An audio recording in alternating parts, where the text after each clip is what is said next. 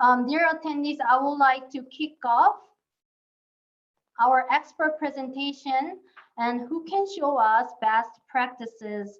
And I would like to give the floor to our first distinguished speaker for today.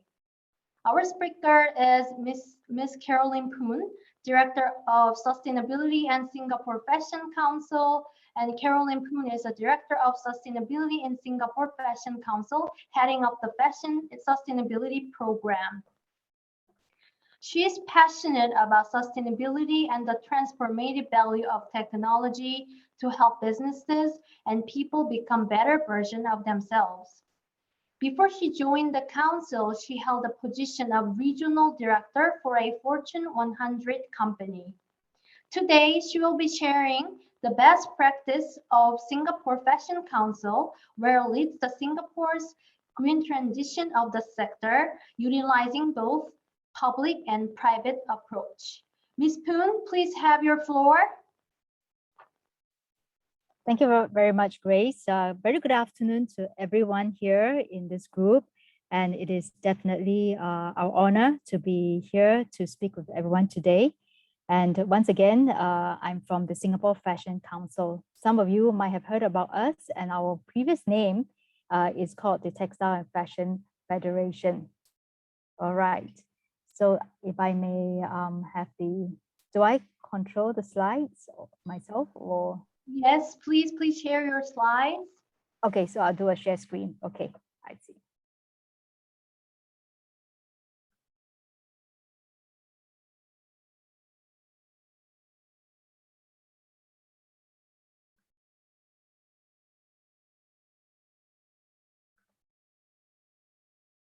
All right, is everyone able to see the screen? Yes, we can see well. Okay, wonderful, thank you. All right, so just wanted to give a bit of a context in terms of what we do. I think context is really everything when it comes to interpreting the lens that we see in terms of the developments that we are observing, not just within our country, Singapore, but also around the world. So first off, let me give you a brief introduction of ourselves. We are the official trade association in Singapore for the fashion and textile industry. So if you do pop by Singapore downtown one of these days, please come and visit us. We are right in the heart of Orchard Road. Our trade association represents the industry, and we look after both manufacturers and brands across the entire value chain. So we have members, that span from material extraction all the way to the post-consumption phase. Okay. Now, as you can see in some of the pictures here, we also have the space for co-working, incubation, design competition, as well as fashion activations. Now, let's go into some of the observations that we have seen. What I'd like to do is really to go through each of these key developments that's happening globally, and also explaining how it shapes our activities due to these developments. So first off, it is no surprise by now, everyone would have seen a similar statistic now that you're in day 3. That no surprise, the fashion industry has a huge environmental impact. And globally, we have seen many reports have various estimations in terms of the environmental impact, about 6 to 10% of total global emissions. Now, the issue is, of course, how can we activate or galvanize the industry to progressively contribute towards positive changes? And that's also the position that we take, that we do not see changes overnight. It will be done progressively, and it will be incrementally done through collective action. The data that we see today is also a result of our sector report, which we commissioned in July this year. We have commissioned a consulting firm, PwC, to do some of the work for us so that we can understand the relevant local and regional context to the impact of the fashion industry on the environmental, on mainly the environmental aspects. Now, we have observed that there are 5 key drivers that signals to the industry that we need to transform and transform quickly. All right. We will run through each of these factors in due time, one by one. But first off, as a broad look, you can see that the first driver is really to meet the changing customer preferences. Now, the second driver is the very fast development with regards to the regulations around risk management. And third is the growing regulation and policies. And we see some geopolitical dynamics around this. Fourth, we see a growing market still. And I think that's something we need to meet and also appreciate the changes in the growth of this market. And last but not the least is actually with regards to the state of the transformation thus far. Now, first, let's go into the consumers. Now, consumers is really the beginning of demand and supply. Without consumers, there will be no supply. So therefore, we start with them first. Now, if we look on the left-hand side, the figure, the chart that you see there, 7 out of 10 consumers actually regard sustainability as a very important purchase decision criteria. And this is a study that we have seen from a public report done across the world.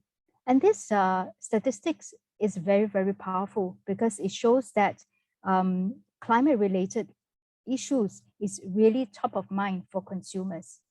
And therefore, if you look at the right-hand side, the 3 boxes in red, you will see that for a brand that there is really, it's really very important to, number one, develop a socially responsible image.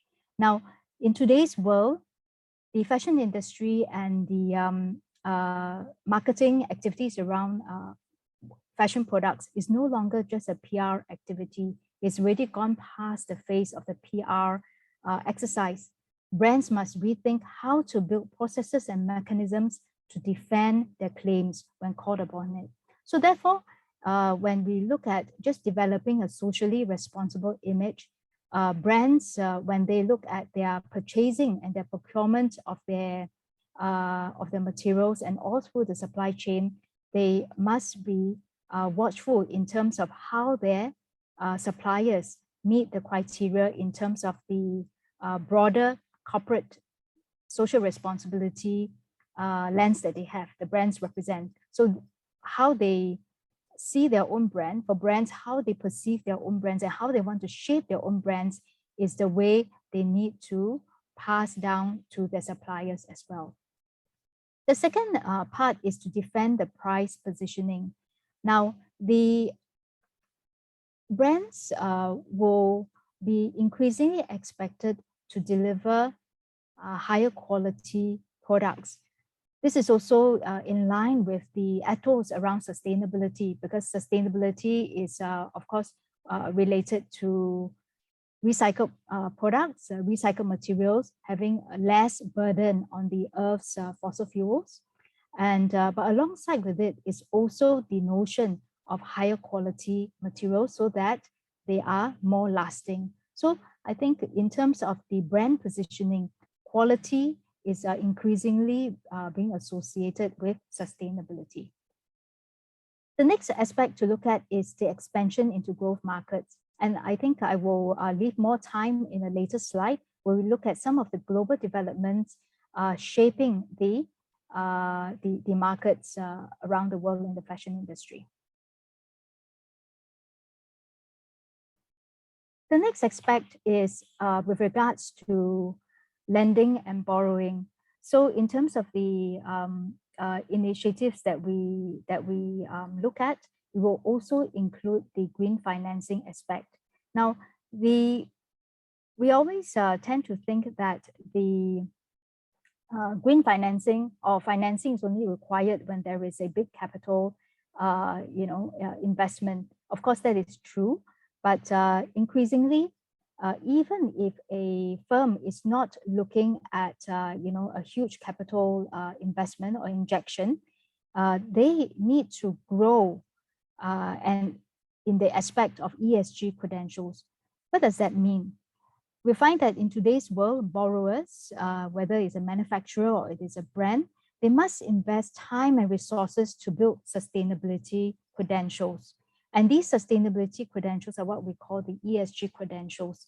I think 2 points to note here, that if you look at the statistics on the right-hand side, they will give a view that the financial institutions are increasingly looking for evidence of assets in sustainable investments.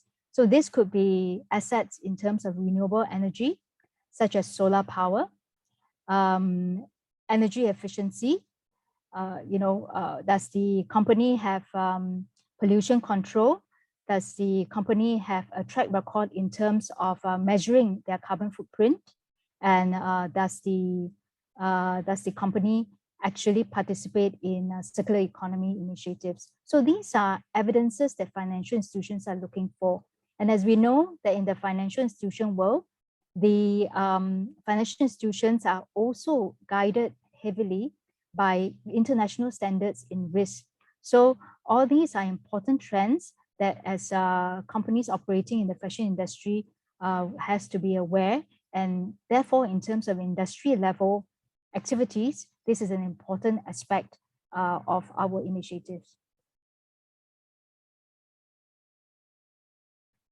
The next aspect that I want to mention is actually the national ambitions around sustainability.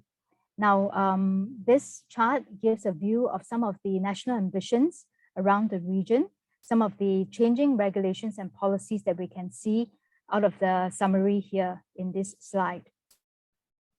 I'd like to highlight the carbon tax. This is obviously, a very broad-based price signal that that countries have set in place to encourage companies to reduce their emissions. And why is this important? I think at the industry level, we need to understand the national ambitions so that in terms of initiatives, we can be plugged into how to enable the government agencies to achieve their national ambitions. So the industry, should be seen as a stakeholder to engage with the governments in terms of collectively achieving the national ambitions. Okay, and I think on the right-hand side, you see, a lot of developments are happening quite rapidly, and that also calls for more harmonization of, for example, in areas like taxonomies, in sustainability, and also in terms of regular exchange between countries so that we can understand, the developments that's happening within the region, and of course, happening outside the region and across the globe. Next, we look at the growing regulations. I really like this slide because it shows the four boxes show, the different sources and the whole spectrum of the types of regulations and industry initiatives that's happening across the globe. Of course, this is not an exhaustive list, but starting on the left-hand side, you see that there are initiatives, there are standards and frameworks that's being set by coalitions, like for example, through the SAC, Sustainable Apparel Coalition, that provides tools, measurement tools that help track carbon emissions. There are also industry level or at the economic level tools or reporting standards that are being set, and there are also sectoral level frameworks that are being set. Okay, so this is one element of regulations to look out for. In the second box, which is under B, you have the national regulators. So in some of the countries, you'll find that each of the countries, they have set the regulations based on what is important to that country. So you'll find a slightly different flavor in each of the countries. So this is how the countries, based on the economic importance of the textile and fashion industry, have shaped their policies to achieve their own national ambitions. Under box C, you will find the industry-led kind of initiatives. And I think it's very encouraging to see that there are initiatives, not just, in what we would expect out of developed countries, but even in developing countries, there are initiatives that are happening. And I think that is indeed very, very encouraging. And on the last box, you will see the city level initiatives. Okay, all in all, I think we only have one conclusion, which is that the number of laws are increasing. The scope of the laws are also increasing. And therefore, we need to better appreciate the dynamics of what's happening within the industry, and how can the trade association help the companies, the industry players, the key actors within the ecosystem to appreciate these changes and developments, and at the same time navigate the challenges that come alongside with it. Next, we look at the growth of the world textile, in short, we look at the growth in the fashion industry from a supply perspective. Now, you will see that the apparel market, the textile market, will still be growing. And here it projects a growth of, in terms of fiber production, of about 3% on a CAGR overall across all the key categories of fibers. And I think with this, it will also give the indication in terms of where are the opportunities for change and for improvement. So you can see that the larger part of the fiber category is really in polyester and cotton. And there's a great opportunity in terms of new materials or bio-based materials or recycled materials in these two largest categories.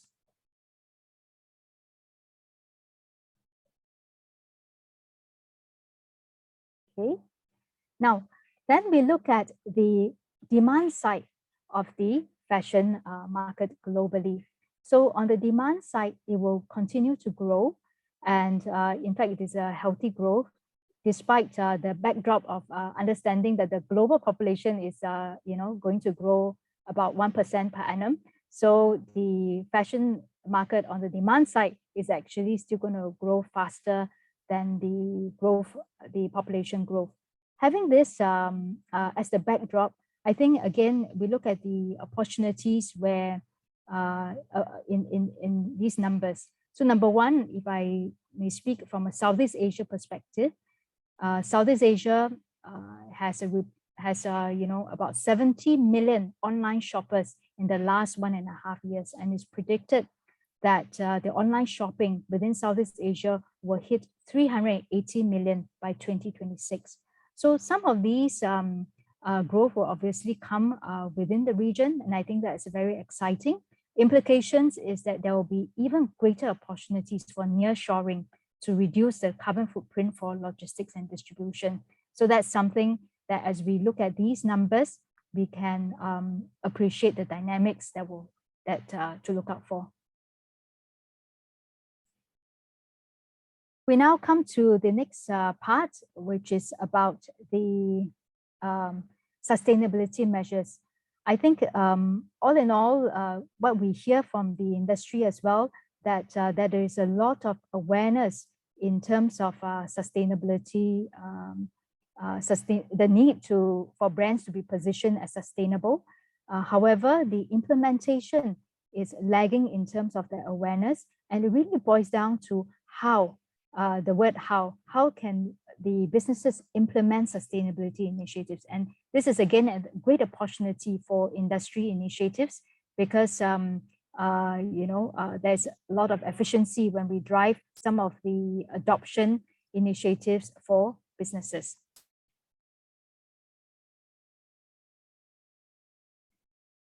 So if I may look at some of the summary view in terms of the considerations and the challenges when rolling out new initiatives from an industry perspective.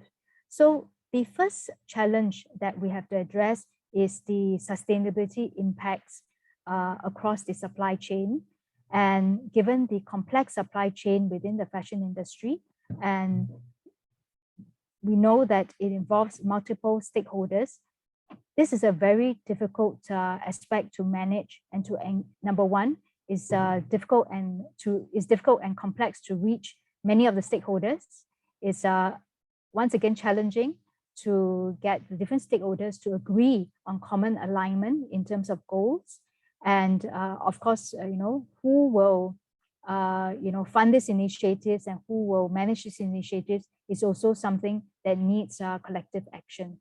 So I think the approach to take is that transformation within the industry should be with a long-term view, and that the multi-stakeholder journey is usually, over various approaches. So no one way works well.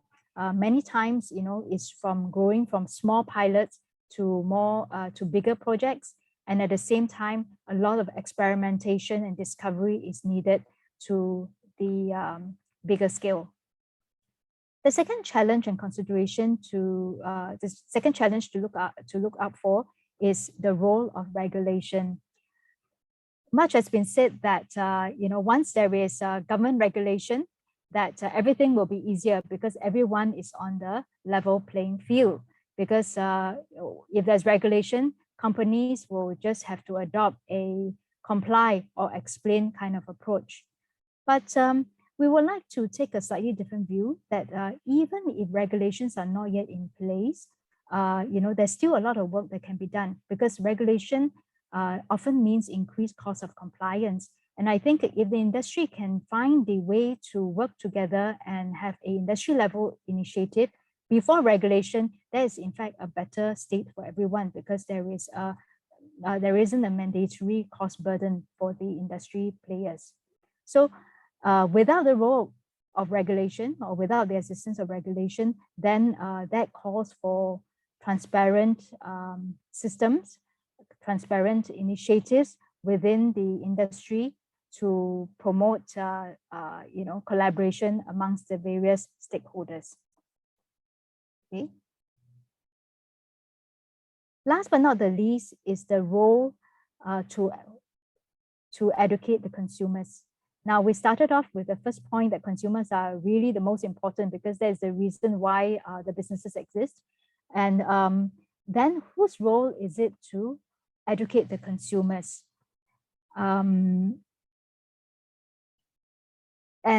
For us, our view is that different stakeholders actually should play their part to educate the consumers. It could start from the industry level. So in our case, we have launched a consumer education portal so that we can help explain the journey of clothes through sustainability. But also at the brands level, they can educate through their packaging, they can educate through their labeling, they can educate through their websites. There are really many different ways to educate the consumers. And I think if different of us, whether we are brands or industry organizations, that we play our role to educate the consumers, they'll be able to appreciate the price premium that comes along with sustainability. So in short, I've given a quick overview in terms of the various aspects to consider when we want to look at green transition through an ecosystems approach. On the left-hand side, you see that is our recent Be the Change campaign, where we look at how to engage the enterprises, consumers, and communities through various activations. And we see that this is really an ongoing journey, and there is a lot that we can continue to learn along this journey. So thank you for your time. I will now pass the time back to Grace. Ms. Poon, thank you for your informative lecture. I think we had a time to learn a lot. Now we will have a Q&A session. So if anyone has questions, please unmute yourself and come up to the floor. Just when you come up, please identify yourself before you ask questions. Until we wait for another questions, I have a question for you, Ms. Poon, on behalf of our participants. How do you see the association's role, fashion association's role in this set of changes? I mean, in this set of green transition of the fashion industry, how do you see association role? All right, thank you, Ms. Grace, for that question. So first off, we see that the association must be knowledgeable in terms of the trends and developments, so that we can help the industry, and we can also shape the initiatives that can help the industry the industry. So we see ourselves as a convener of collaboration, and that we, in terms of the initiatives that we develop, I think as a trade association, we have a certain criteria. Does it promote collaboration? Does it promote greater trust within the system? And does it promote circularity? And of course, last but not the least, and most important of all, is does it promote the adoption of eco-friendly practices amongst the businesses? Then would you have any kind of programs that teaches industries about their new technologies? I mean, the new eco-friendly technologies? Yes, we are planning for that launch actually within this month. So, we welcome the participants to check out our website as well.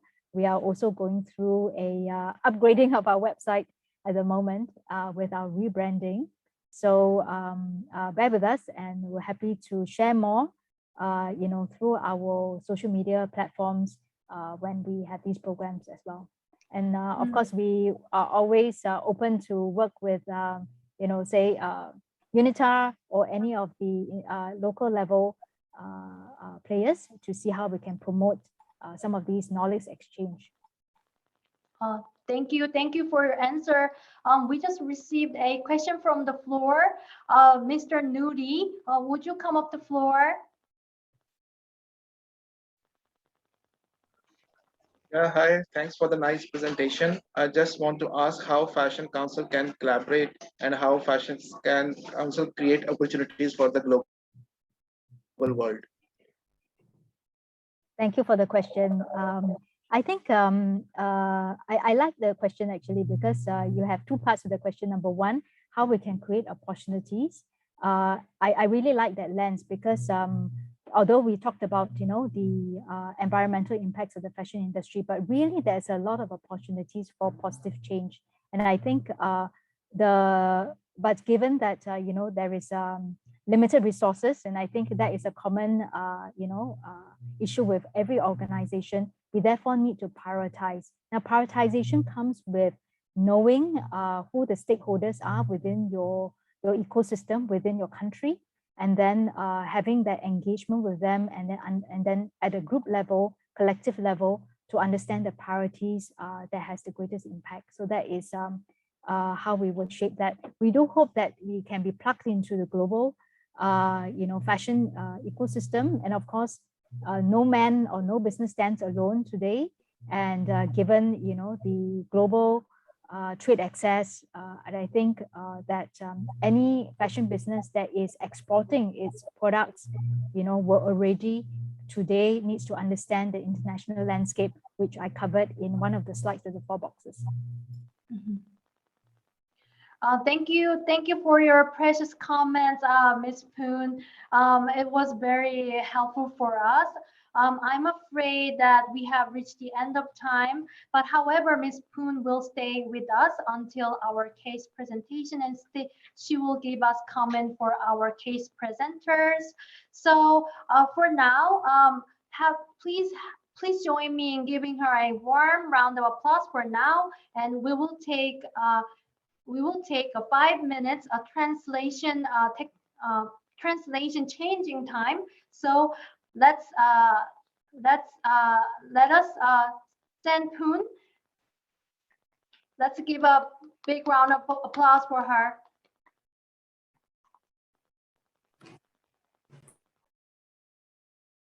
Thank you.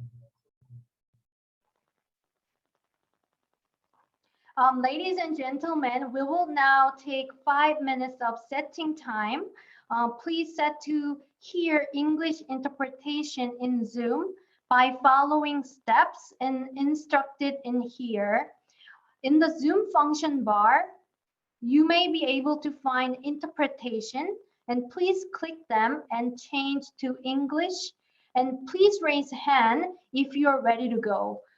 If you're ready, I would like to invite 2 more distinguished speakers who are leading the green change in this industry. So please click the interpretation which was activated by our colleague Sojang, and if you click English, you can hear English because our 2 speakers from now will speak in Korean.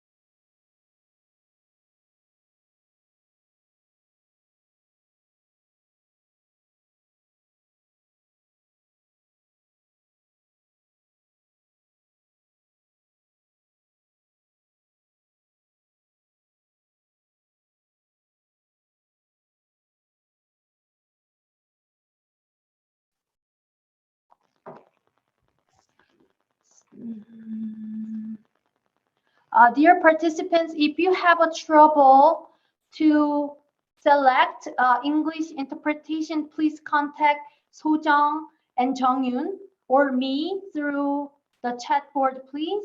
Or if you finish to change, please raise your pen in order to check whether we are on the same board.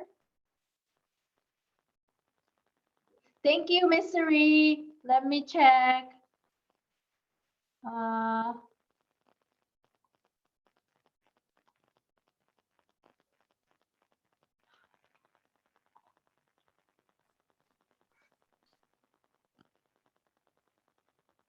Okay.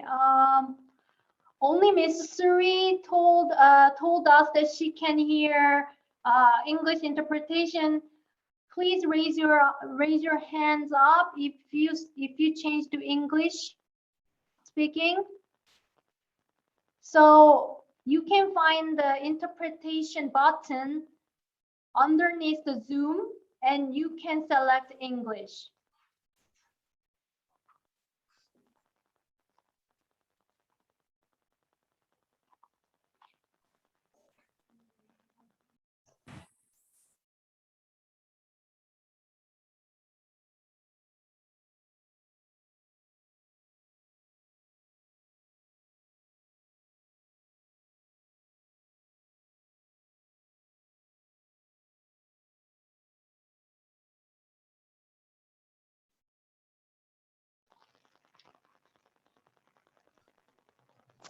So please check one more time that you are ready to have the English interpretation. Otherwise, you may hear Korean. Please find my colleague. I told you, Sojang, if you still have trouble to listen to English interpretation. This time, I would like to invite our second prominent speaker, Mr. Kwang Hyun Kim, Environment Team Leader at the Patagonia, Korea. Mr. Kwang Hyun Kim is the leader of the environment team in Patagonia, Korea.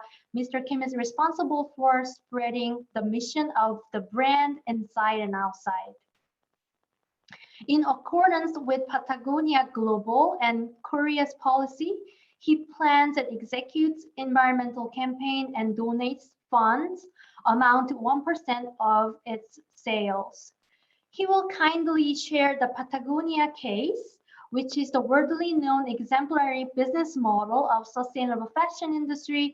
We hope that our participants could emphasize with its spirits and gain ideas of how fashion brands can be a part of or even leading environmental movements. Please welcome Mr. Kwang Hyun Kim. You have the floor, Mr. Kim. Okay. We can talk in Korean. Yeah, can you hear me? Yes. Yeah, hello everyone. My name is Korean name is Kwang Hyun Kim, and my English name is Sean. And it's great to meet you all. And really, thank you so much for inviting this great conference. And I really appreciate gave to us to share our mission and value. Mr. Kim, would you like to share your slide for us? Yeah, today I will introduce our missions and initiatives and environmental cases with Korean, and the English translation will be provided. 네, 화면을 공유하도록 하겠습니다. 네.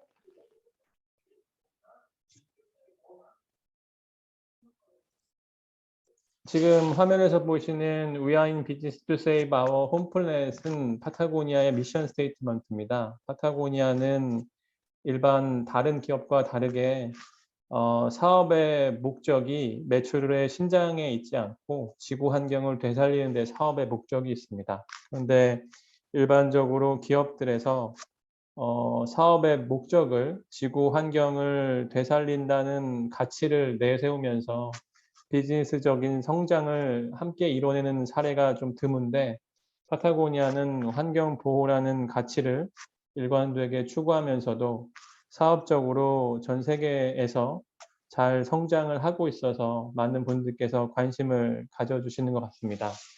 오늘 저는 이 파타고니아의 미션 스테이트먼트가 어떤 핵심 가치로 구성되어 있는지, 그리고 그 핵심 가치는 어떻게 실무에서 이루어지고 있는지, 이런 것들을 좀 사례별로 설명드리도록 하겠습니다. 저에게 주어진 시간이 오늘 25분밖에 되지 않아서 조금 중요한 부분만 설명하고 넘어가도록 하겠습니다. 파타고니아는 이 이본 시나드라는 젊은 암벽 등반가가 1973년도에 설립한 브랜드고요. 저희가 이렇게 클라이밍이나 아니면 서핑이나 아니면 스키나 스노보드 혹은 플라이피쉬, 트레일 러닝처럼 자연 속에서 동력을 사용하지 않고 맨몸으로 활동하면서 입을 수 있는 기능성 아웃도어 의류를 생산해서 판매를 하고 있습니다. 쉽게 말씀드리면 저희는 의류를 생산해서 판매하는 기업이라고 보시면 좋을 것 같습니다. 앞서 말씀드린 것처럼 파타고니아는 우리는 우리의 터전 지구를 되살리기 위해 사업을 합니다. We are in business to save our home planet이라는 미션을 가지고 있습니다. 이 미션이 파타고니아에서 가장 중요하고 핵심적인 문장이자 가치이고, 모든 의사 결정이나 아니면 비즈니스에 관련된 어떤 계획이나 이런 것들이 다 이 미션에 기반해서 이루어지고 있습니다. 사업의 목적이 환경 보호에 있고요. 사업, 이 비즈니스, 그리고 이 회사의 경영과 운영은 환경 보호를 위한 도구이자 수단이라고 봐주시면 좋을 것 같습니다. 이 미션은 크게 4가지의 핵심 가치로 구성되어 있습니다. 첫 번째는 최고 품질의 제품을 만드는 Build the Best Product. 두 번째는 Cause no unnecessary harm. 세 번째는 Use business to protect nature. 네 번째는 Not bound by convention이라는 4가지의 핵심 가치로 이루어져 있는데 이 핵심 가치들을 사례별로 짧게 설명드리도록 하겠습니다. 먼저 최고의 제품을 만든다는 Build the Best Product는 파타고니아가 암벽 등반 장비 회사에서 출발했기 때문에 제품의 품질을 대단히 강조하는 문화가 있기는 한데요. 근데 저희가 제품에서 품질을 대단히 강조하는 것은 저희가 환경 보호를 위해서 사업을 하는 기업이라고 이야기를 하고 있지만 환경 보호를 위한 근간이 그 기반이 이 제품을 생산해서 판매하는 일이기 때문에 이 제품의 품질을 높게 경쟁사보다 높게 유지하는 것을 대단히 중요하게 생각을 하고 있습니다. 파타고니아에서 비즈니스에서 그러니까 제품을 생산해서 판매하는 부분에서 가장 중요한 것이 품질 관리 그리고 품질을 더욱더 높이는 부분이고요. 그리고 품질에 대해서 더 신경 쓰는 이유는 뭐 환경 보호나 어떤 좋은 가치를 내세우면서 혹은 추구하면서 비즈니스를 할 때 가치를 기반으로 한 소비는 제품의 품질이 담보되지 못하면 지속되기가 어렵기 때문에 저희는 제품의 품질을 대단히 중요하게 생각을 하고 있습니다. 예를 들어서 어떤 뭐 특정한 컵을 하나 샀을 때 이 컵을 사게 되면 구매가의 뭐 50%를 좋은데 기부한다고 하면 사람들이 그 좋은 가치에 동참하는 뜻에서 제품을 처음에 몇 개 구매할 수 있지만 그 컵의 품질에 만족하지 못하면 그 컵을 지속적으로 구매하기가 어렵습니다. 그래서 저희는 고객분들께서 파타고니아의 철학과 가치를 모르시더라도 제품의 품질과 기능에 만족을 느끼셔서 제품을 구매하실 수 있어야 된다고 생각을 하고 있습니다. 두 번째는 불필요한 환경 피해를 일으키지 않는다인데요. 파타고니아가 환경 보호를 위해서 사업을 하는 기업이라고 제가 계속 말씀드리고 있는데 이 비즈니스 행위라는 자체가 특히 의류 비즈니스라는 이 자체가 환경에 영향을 미치고 나쁘게는 환경에 피해를 끼치는 사업이죠. 그래서 저희는 이 제품을 생산하는 과정 안에서 환경에 미치는 영향을 최소화하는 것이 저희에게 가장 중요한 책임이라고 생각을 하고 있습니다. 그래서 환경에 미치는 영향과 피해를 줄이는 것은 크게 3가지의 이니셔티브로 구성이 되어 있는데 첫 번째는 소재에 관련된 것들, 두 번째는 제품을 생산하는 생산 노동자에 관련한 것들, 세 번째는 공장 관리에 관련된 것입니다. 제품 소재 같은 경우는 현재 파타고니아에서 매장에서 판매되고 있는 제품의 평균 소재 비율 중에서 87%의 소재가 여긴 프리퍼드 매터리얼이라고 되어 있는데 저희가 프리퍼드 매터리얼은 주로 대부분 리사이클 소재나 아니면 면제품 같은 경우는 유기농 소재입니다. 그래서 87% 모든 전 제품 중에 사용된 소재의 87%가 리사이클 소재 혹은 향후에 재생이 가능한 소재 아니면 유기농 소재로 이루어져 있고요. 그리고 다운 같은 경우는 생산하는 과정에서 거위와 오리에게 피해를 끼치지 않는 글로벌 트레이서블 다운 스탠더드를 따르는 다운을 제품을 사용하고 있는데 이거는 조금 이따가 다음 장에서 설명드리겠습니다. 그리고 저희의 모든 면제품은 100% 유기농 제품으로 생산이 되고 있습니다. 다운 같은 경우는 우리가 이 다운을 생산하는 과정에서 일반적으로 살아있는 거위나 오리의 털을 강제로 잡아 뜯어서 다운은 생산을 많이 하고 그런 다운은 일반적으로 우리가 입는 옷이나 아니면 이불과 같은 침구류에 많이 사용을 하고 있습니다. 이 털을 잡아 뜯을 때 거위나 오리에게 엄청난 고통과 피해가 가해지기 때문에 동물보호단체들에서 2010년대 초반부터 이 문제에 대해서 계속 문제 제기를 해왔고 파타고니아를 비롯한 일부 의류 브랜드들에서 살아있는 거위나 오리가 아닌 고기를 얻기 위해서 도축한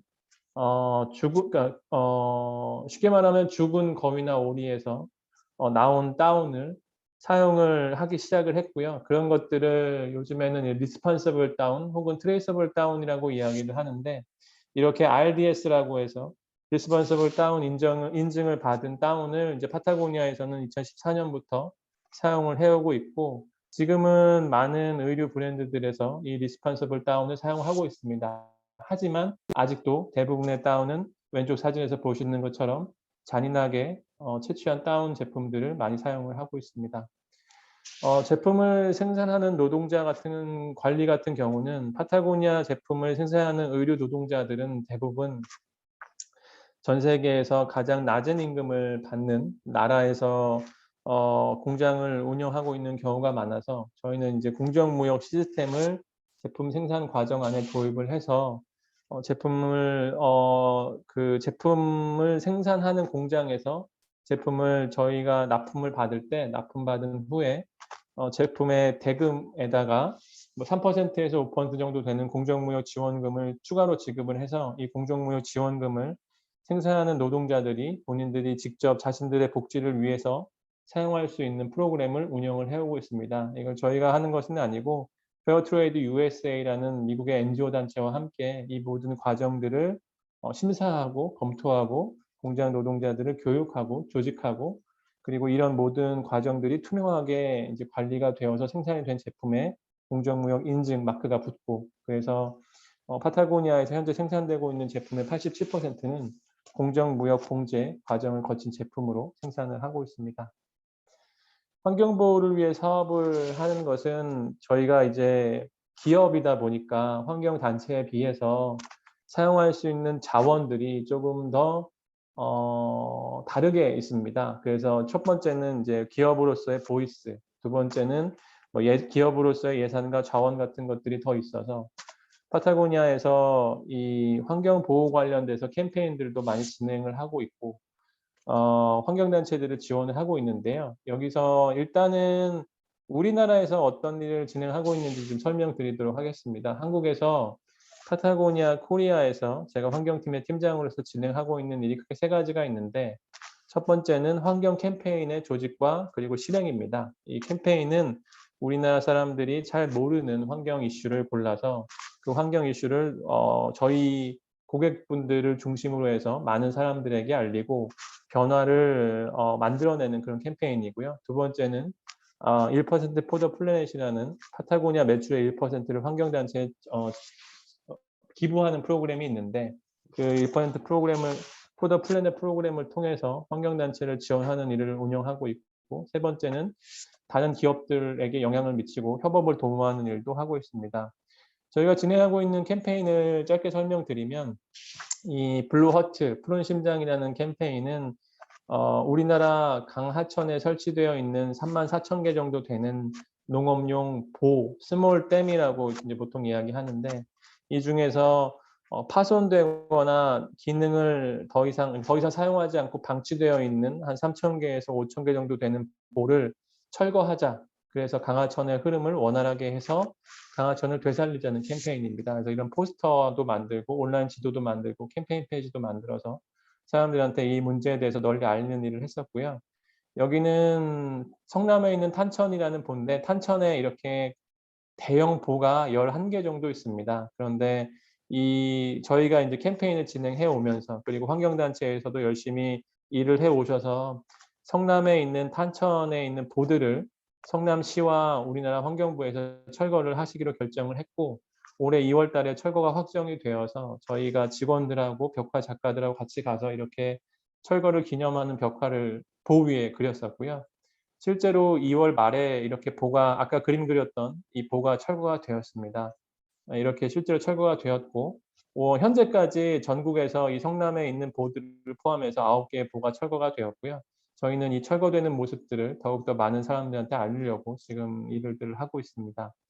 환경단체 지원 같은 경우는 파타고니아의 매출의 1%, 저희가 작년 매출이 620억 원이 조금 넘어서 그 매출의 1%가 6억이 좀 넘는데 그 6억의 예산을 우리나라에서 활동하는 환경단체에 지원하는 프로그램입니다. 한 개 단체당 보통 $10,000에서 $20,000 정도 지원이 되는데 저희가 지원하는 환경단체들은 지역에 있는 긴급하고 중요한 현장 이슈에 맞서서 싸우고 있는 환경단체들을 주로 지원을 하고 있습니다. 그래서 저희는 주로 우리나라에서 좀 갈등의 여지가 많은 문제들, 개발과 보전이 충돌하는 이슈들이 있는데 거기서 이제 보전의 측면에서 예를 들어서 뭐 지리산의 산악철도 건설 반대, 설악산의 케이블카 건설 반대, 뭐 석탄 화력발전소 폐쇄, 새만금의 신공항 건설 반대, 뭐 이런 좀 일반 기업들은 지원하기가 조금 까다로운 혹은 아니면 지원하기가 조금 지원할 때 좀 고민이 많아질 수 있는 그런 이슈들을 저희는 골라서 그렇게 현재 지역에서 진행 중인 환경 문제들을 선정하고 그런 이슈들을 지원하고 있습니다. 이것은 파타고니아 코리아뿐만 아니라 전 세계에서 파타고니아 지사가 있는 나라들 혹은 미국에서 한 1,200개 정도의 환경단체들을 저희가 글로벌 매출 1%를 가지고 지원을 하고 있습니다. 그리고 이렇게 기업들에게 파타고니아의 사례를 소개하고 기업들과 협업을 모색하는 일들도 기획을 하고 있는데요. 저희가 최근에 삼성전자와 함께 의류 세탁 과정 안에서 배출되는 마이크로 플라스틱, 마이크로 파이버를 저감하는 기술 개발을 위한 협업을 진행해 오고 있습니다. 그래서 삼성전자와 이 의류 저희가 이제 마이크로 파이버는 뭐냐면 이제 플리스라고 하는 합성 폴리에스터 섬유를 세탁하는 과정에서 눈에 보이지 않는 마이크로 섬유 혹은 마이크로 플라스틱들이 배출이 되는데 이게 크기가 너무 작아서 눈에 보이지도 않고 정화가 잘 되지 않아서 바다로 흘러 들어가서 오염들을 일으키고 있어서 이 마이크로 플라스틱을 저감하거나 아니면 필터링 할 수 있는 그런 기술을 개발을 해서 세탁기에 장착하는 그런 프로젝트였습니다. 삼성전자와 함께 지금 진행을 해오고 있는데 일단은 세탁 과정 안에서 마이크로 플라스틱 배출을 54%까지 저감할 수 있는 세탁 코스를 개발을 해서 그 세탁 코스가 장착된 세탁기가 올해 하반기에 유럽을 시작으로 해서 우리나라에서 런칭돼서 판매될 예정이고요. 100% 필터링 할 수 있는 필터도 현재 개발을 하고 있습니다. 저희가 이 마지막 핵심 가치는 납바운드 컨벤션인데요. 이거는 저희가 일을 하는 문화에 관련된 겁니다. 그래서 저희가 일을 할 때 이 관습에 얽매이지 않는 생각을 하고 파타고니아답게 일을 해야 한다는 이야기를 제가 자주 듣는데요. 가장 최근에 이 관습에 얽매이지 않는 그런 일은 파타고니아의 창업자이자 소유주였던 이볼시나도 회장님께서 지금은 전 회장님이 되셨는데 가지고 있던 회사의 지분 전부를 환경 보호를 위해서 비영리 환경재단과 환경단체에 양도를 하셨습니다. 그래서 지난 8월부터 파타고니아에서 만드는 모든 수익은 매년 배당금의 형태로, 왜냐하면 이제 지분이 비영리 조직에 이전되었기 때문에 그 비영리 조직에서는 그 매년 이 지분에서 발생하는 배당금을 예산으로 환경 보호 활동에 사용을 하게 되는데 1년에 배당금, 파타고니아의 순수익이죠. 배당금으로 조성될 수 있는 파타고니아의 순수익이 1억 달러 정도 됩니다. 그래서 1억 달러 정도를 매년 이제 환경 보호를 위해서 사용을 하게 되었고 파타고니아에 여기 있는 것처럼 파타고니아 유일한 주주는 지구가 되었습니다. 그래서 저희가 현재 비즈니스에서 벌어들이고 있는 모든 수익은 환경 보호를 위해서 사용을 하게 되었습니다. 그래서 지금 저희는 소유주가 없는 그런 회사가 되었습니다. 네, 제가 오늘 준비한 내용은 여기까지고요. 혹시 이제 사례 이야기를 들으시면서 궁금하신 내용이 있으시면 질문해 주시면 제가 설명드리도록 하겠습니다. Mr. Kim, I really appreciate your moving presentation, and I think it has touched a lot of our participants. And now we will going to receive questions from the floor. Is there anybody who wants to ask question for him? While wait for a question, I would like to ask for this. As you told me in the presentation that your founder decided to donate all his fortune to the non-profit organization. And how do you see the difference of management in the new era of Patagonia?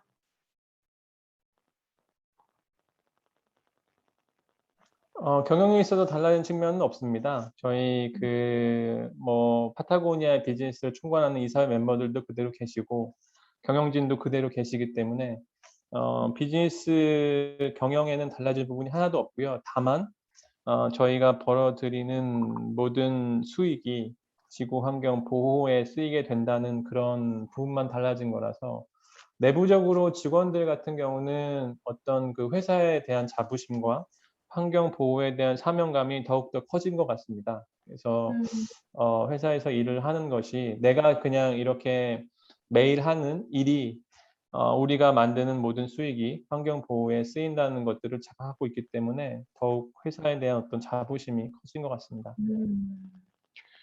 Thank you for your comments. I really wish to work in Patagonia like you. We just received a question from the floor, and I would like to give a floor to MZ. Would you come up to floor to ask a question?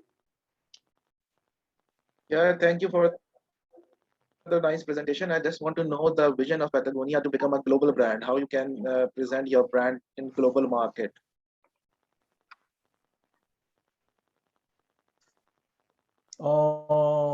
파타고니아가 글로벌 브랜드가 된 이유는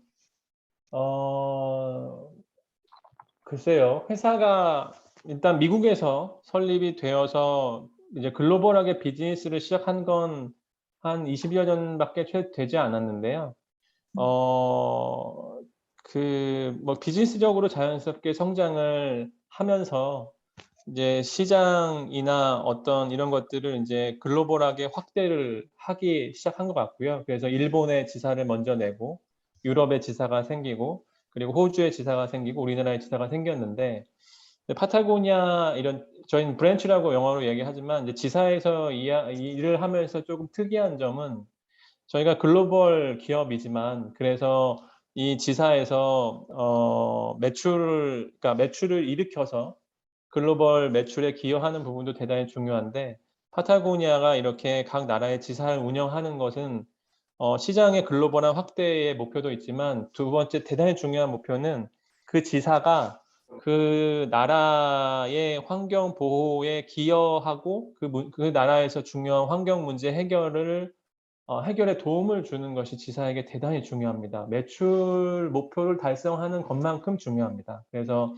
모든 지사에 저처럼 환경팀에서 일을 하는 팀장과 직원들이 있고 그 직원들은 그 나라에서 가장 중요하고 긴급한 환경 문제들을 찾고 그 환경 문제들을 해결하기 위해서 다양한 일들을 하는데 조금 특이한 점은 그것이 매출만큼 중요하다. 이런 부분이 좀 특이한 것 같습니다. 글로벌한 비즈니스가 된 것은 글로벌한 브랜드 혹은 글로벌한 비즈니스가 된 것은 되게 좀 자연스러운 일이었던 것 같습니다. 저희가 특별하게 마케팅을 잘해서라기 그런 것보다는 제품에 앞서 말씀드렸던 파타고니아 미션 가치와 핵심 가치를 잘 유지하면서 그런 것들을 잘 실행해 오면서 그런 경험과 그런 노력들이 쌓여서 자연스럽게 비즈니스가 전 세계적으로 확대가 된 것 같습니다.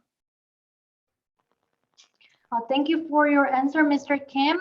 We just received another question from Mr. MZ. Would you come up the floor and ask a question to him? Thank you. Actually, my question was that the vision of Patagonia is very much encouraging, and you can say is a very good example for other companies as well. So what internally, how you can pursue it, because at the end of the day, there must be some kind of a business case for investing in all of these initiatives. It is okay that you are not actually earning any profit, as you mentioned, but internally you have to satisfy some kind of a financial mechanism to keep things going. So how do you do that internally?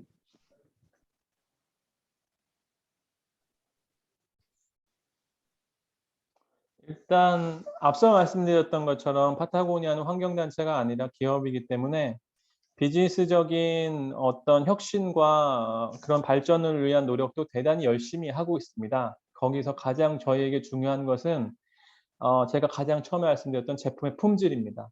옷이라는 것은 고객분들께서 직접 사서 몸에 다 이제 걸쳐서 입으시는 옷이기 때문에 이 제품을 구입하셨을 때 이 기능과 이 제품이 착용감이나 이런 것들에 만족감을 느끼실 수 있도록 품질에 대한 연구 관리를 대단히 열심히 하고 있고요.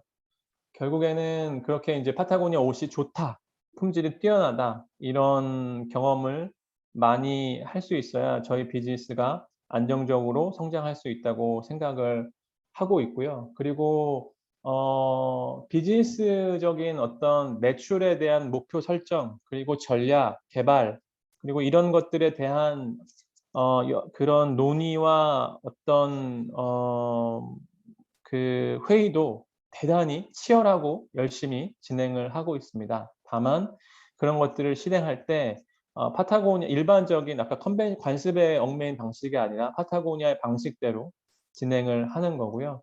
저희가 근데 그리고 또 중요한 것은 그런 비즈니스적인 가치와 환경 보호적인 가치가 충돌할 때는 어떻게 하느냐. 저희는 환경 보호적인 가치를 우선합니다. 그래서 왜 그렇게 하냐면 단기적으로 봤을 때는 뭐 비즈니스적인 가치와 환경 보호적인 가치를 충돌하는 과정에서 환경적인 가치를 선택하게 되면 단기적으로는 매출에 손실이 있을 수도 있지만 장기적으로는 지구 환경과 저희 브랜드에 이익이 된다고 생각을 하고 있기 때문에 어떤 뭐 재무적인 가치와 환경적인 가치가 충돌하는 측면에서는 언제나 환경적인 가치를 우선하고 있고, 이런 것들이 어떻게 가능하냐 하면 일단 파타고니아에는 대단히 50년 동안 형성되어 온 대단히 훌륭한 문화가 있고요. 그리고 그 파타고니아의 문화, 파타고니아의 미션, 그리고 파타고니아의 가치를 추구하고 실천하기 위한 그런 것들을 너무 좋아해서 파타고니아에서 일을 하고 싶어 하는 사람들이 이 조직에서 일을 하고 있고, 특히 이제 파타고니아를 이끌고 있는 경영진들이 정말 진심으로 환경 보호를 위해서 사업을 운영하는 사람들이기 때문에 저희가 이런 것들을 잘 실행하고 수행할 수 있는 것 같습니다. Thank you, Mr. Kim. And I Thank you, think sir. we have a time for one more question. And I received one from Mrs. Suri. Ms. Suri, would you come up the floor, or you want me to ask on behalf of you? Yes, just wondering, is there any plan for Patagonia to expand the business towards Southeast Asia market, since it's quite a bit big market globally, and to set an example of how a business can be sustainable and have a transparency into building the business. Thank you. 제가 듣기로는 뭐 파타고니아의 사업을 동남아 쪽, 사우스이스트 아시아 쪽으로 확장할 생각이 없느냐라고 질문하신 것 같은데 아직까지 계획은 없고요. 왜냐하면 저희가 저희는 오가닉 그로스라고 이야기하는데 대단히 자연스러운 성장과 확대를 생각을 하고 있습니다. 그래서 아직은 뭐 저희가 매출을 더 빨리 급격하게 성장시키기 위해서 다른 나라로 진출을 빨리 해야 한다거나 사업을 급격하게 확장해야 한다는 생각이 없고, 대신에 전 세계에서 발생하고 있는 긴급한 환경 문제의 해결을 위해서 파타고니아가 힘을 더 쏟고, 동시에 현재 비즈니스가 운영되고 있는 국가들에서 더욱 안정적인 비즈니스가 운영될 수 있도록 비즈니스를 유지하는 것이 일단 중요해서 추가적으로 다른 나라의 비즈니스를 확대할 계획은 아직까지 없는 걸로 알고 있고요. 하지만 장기적으로 봤을 때 뭐 동남아시아라던가 아니면 파타고니아의 비즈니스가 아직 진행되고 있지 않은 다른 국가에서도 사업이 진행될 가능성은 물론 있습니다. 하지만 좀 시간이 좀 많이 필요할 것 같고요. 그리고 만약에 저희가 동남아시아나 이런 쪽에서 사업을 진행하게 된다고 하더라도 가장 중요한 것은 뭐 매출을 통한 비즈니스의 성장과 어떤 비즈니스의 유지도 있겠지만 동남아시아 지역에서 현재 진행되고 있는 긴급하고 중요한 환경 문제들을 찾고 그 문제들의 해결에 파타고니아가 기여할 수 있는 방안을 만드는 것이 아마 가장 중요한 목표가 될 것입니다. Thank you, Mr. Kim. And as an environmentalist myself and my colleague who is with me at the moment right now, all impressed by your comments. I'm sorry to tell you, we have come to the end of our given time. For the unaddressed question, I will deliver to Mr. Kim, and I would like to sincerely thank Mr. Kim for his sharing of best practice of Patagonia. And please give him a big round of applause for lecturing us. Thank you very much. 네, 감사합니다. Thank you so much for give an opportunity to sharing our vision and core values. Thank you. Thank you. Last but not least, I'm very pleased to introduce Mr. Haeuk Dexter Jung, Sustainable Fashion Merchandiser and Project Manager at the BYN Black Yak, based in South Korea. Dexter Jung is a fashion merchandiser with 8 years of experience. Before he joined the BYN Black Yak, he worked in material and product development for a sustainable fashion brand. Since 2019, he has served as the leader of a task force team in the current company, targeting the domestic waste plastic bottle recycling fashion. So far, approximately 38.2 million bottles of domestic plastic bottles have been recycled as products. In recognition of these achievements, it was awarded the Korean New Deal of the Month by the Korean government, and the success was presented at the United Nations Conference of the Parties on Climate Change. Different from many fashion companies launching additional eco-friendly lines to suit consumers' different needs, it was notable that Black Yak is innovatively transitioning its existing production practices by inventing and adopting eco-technologies. Please welcome Mr. Haeuk Dexter Jung. Please kindly have the floor. Mr. Jung. Yeah, hello guys, nice to meet you. Can you hear me? Yes. Yeah, it's my, I can say, great honor, and I'm really happy to introduce my company's case and our efforts to achieve a sustainable fashion.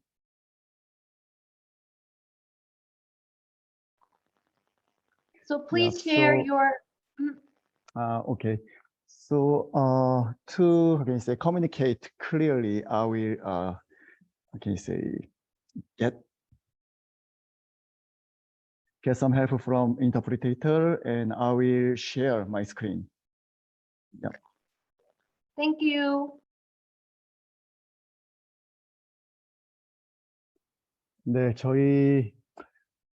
제 사례 발표의 제목은 국내 한국의 페트병 재활용 프로젝트입니다. 저희가 이 페트병을 재활용해서 패션 제품을 열심히 만들고 있는데요. 이 본론으로 들어가기에 앞서서 전체 과정이 담긴 영상을 한 편 먼저 소개해 드리도록 하겠습니다. 죄송합니다. 저희 회사에 대해서 좀 먼저 소개를 드려야 될 것 같아요. BYN 블랙야크라는 회사이고요. 저희는 대한민국의 기업입니다. 패션 기업인데 저희는 아웃도어 이 의류와 그리고 용품 제품이 저희의 주 판매 제품들이고요. 저희가 운영하고 있는 브랜드로는 블랙야크, 나우 그리고 힐크릭이 있습니다. 저희가 한국에서만 비즈니스를 하고 있지는 않고요. 아시아 이제 중국이나 베트남에도 법인이 있고 독일처럼 유럽 또 미국, 캐나다 같은 북미에서도 비즈니스를 전개하고 있습니다. 저희 회사의 대표적인 특징으로 일단 세계적인 기술력을 좀 말씀드리고 싶어요. 독일 미넨에서 매년 열리는 ISPO라는 이스포라는 이 세계 최고 그리고 세계 최대의 스포츠 아웃도어 이 패션 박람회에 저희가 8년 동안 26개의 상을 수상한 기록이 있습니다. 단일 브랜드로는 최다 수상 기록이고요. Mr. Jung, I'm sorry to tell you, your screen is not seeable at the moment. Would you share it for us? 아, Thank 지금 you. 보이시나요? Yes. 네, 이어서 하겠습니다. 잠시만요. 네, 그리고 다음으로 저희 회사의 특징은 지속 가능성입니다. 그래서 지금 사진에서 보시는 것처럼 사막의 산림을 조성하기도 하고요. 그리고 이렇게 쓰레기를 줍는 그런 활동을 전개를 하고 있습니다. 네, 저희 회사의 특징은 저희 뭐 직원들이 특정한 날을 잡아서 이벤트처럼 쓰레기를 줍는 것이 아니라 저희가 전국에 40만 명의 등산 동호인 회원이 있습니다. 저희 40만 회원분들께서 뭐 매주 또는 매일 회원이 각자 알아서 이렇게 산이나 바다에서 쓰레기를 줍고 그것을 인증하면 저희가 제품을 구매할 수 있는 그런 포인트로 드리는 활동을 10년 넘게 해오고 있습니다. 그리고 이제 가장 오른쪽에 있는 이 페트병을 재활용하는 활동, 최근에 가장 적극적으로 하고 있는데 오늘 제가 발표를 드릴 주제고요. 이 주제에 대해서 본론으로 들어가기 앞서서 전체 과정이 담겨 있는 영상을 한 편 소개해 드리겠습니다.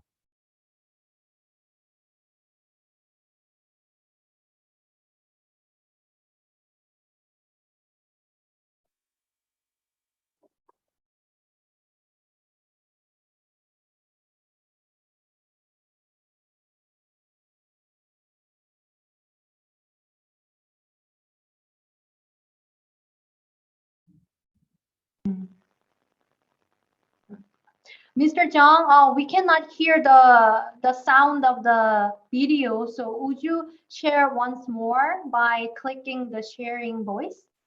Okay, I will try once again. Thank you. I'm so sorry to tell you. Okay. Yep, I'll play video again. Is it okay?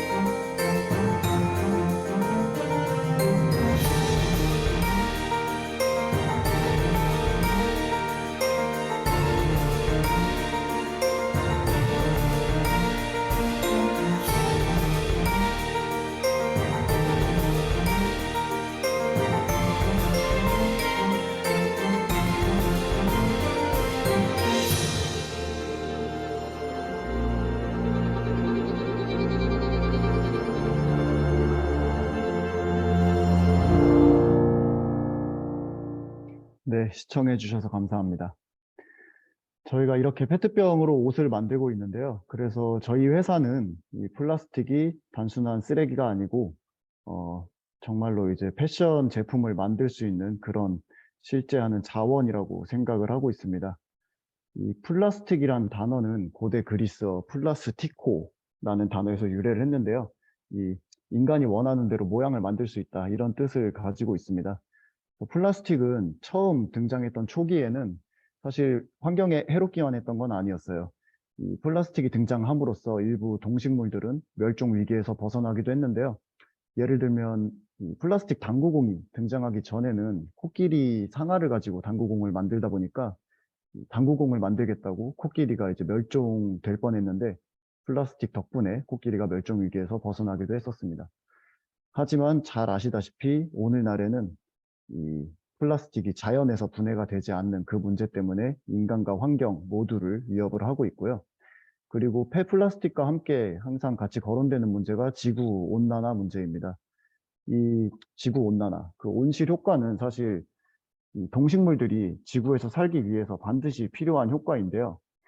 이 온실 효과에 영향을 주는 그 영향력이 이제 어떻게 되느냐, 기체 종류별로 순서를 세웠을 때 수증기가 그 온실 효과에 대한 영향력이 가장 큽니다. 첫 번째로 이제 60%를 차지하고 있고요.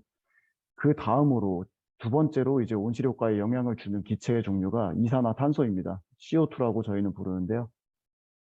이 플라스틱 또한 생산과 폐기 과정에서 이 많은 이산화탄소가 발생하는 소비재이기 때문에 이 플라스틱 문제랑 함께 항상 이 지구온난화 그리고 탄소 발생 문제가 거론되고 있습니다.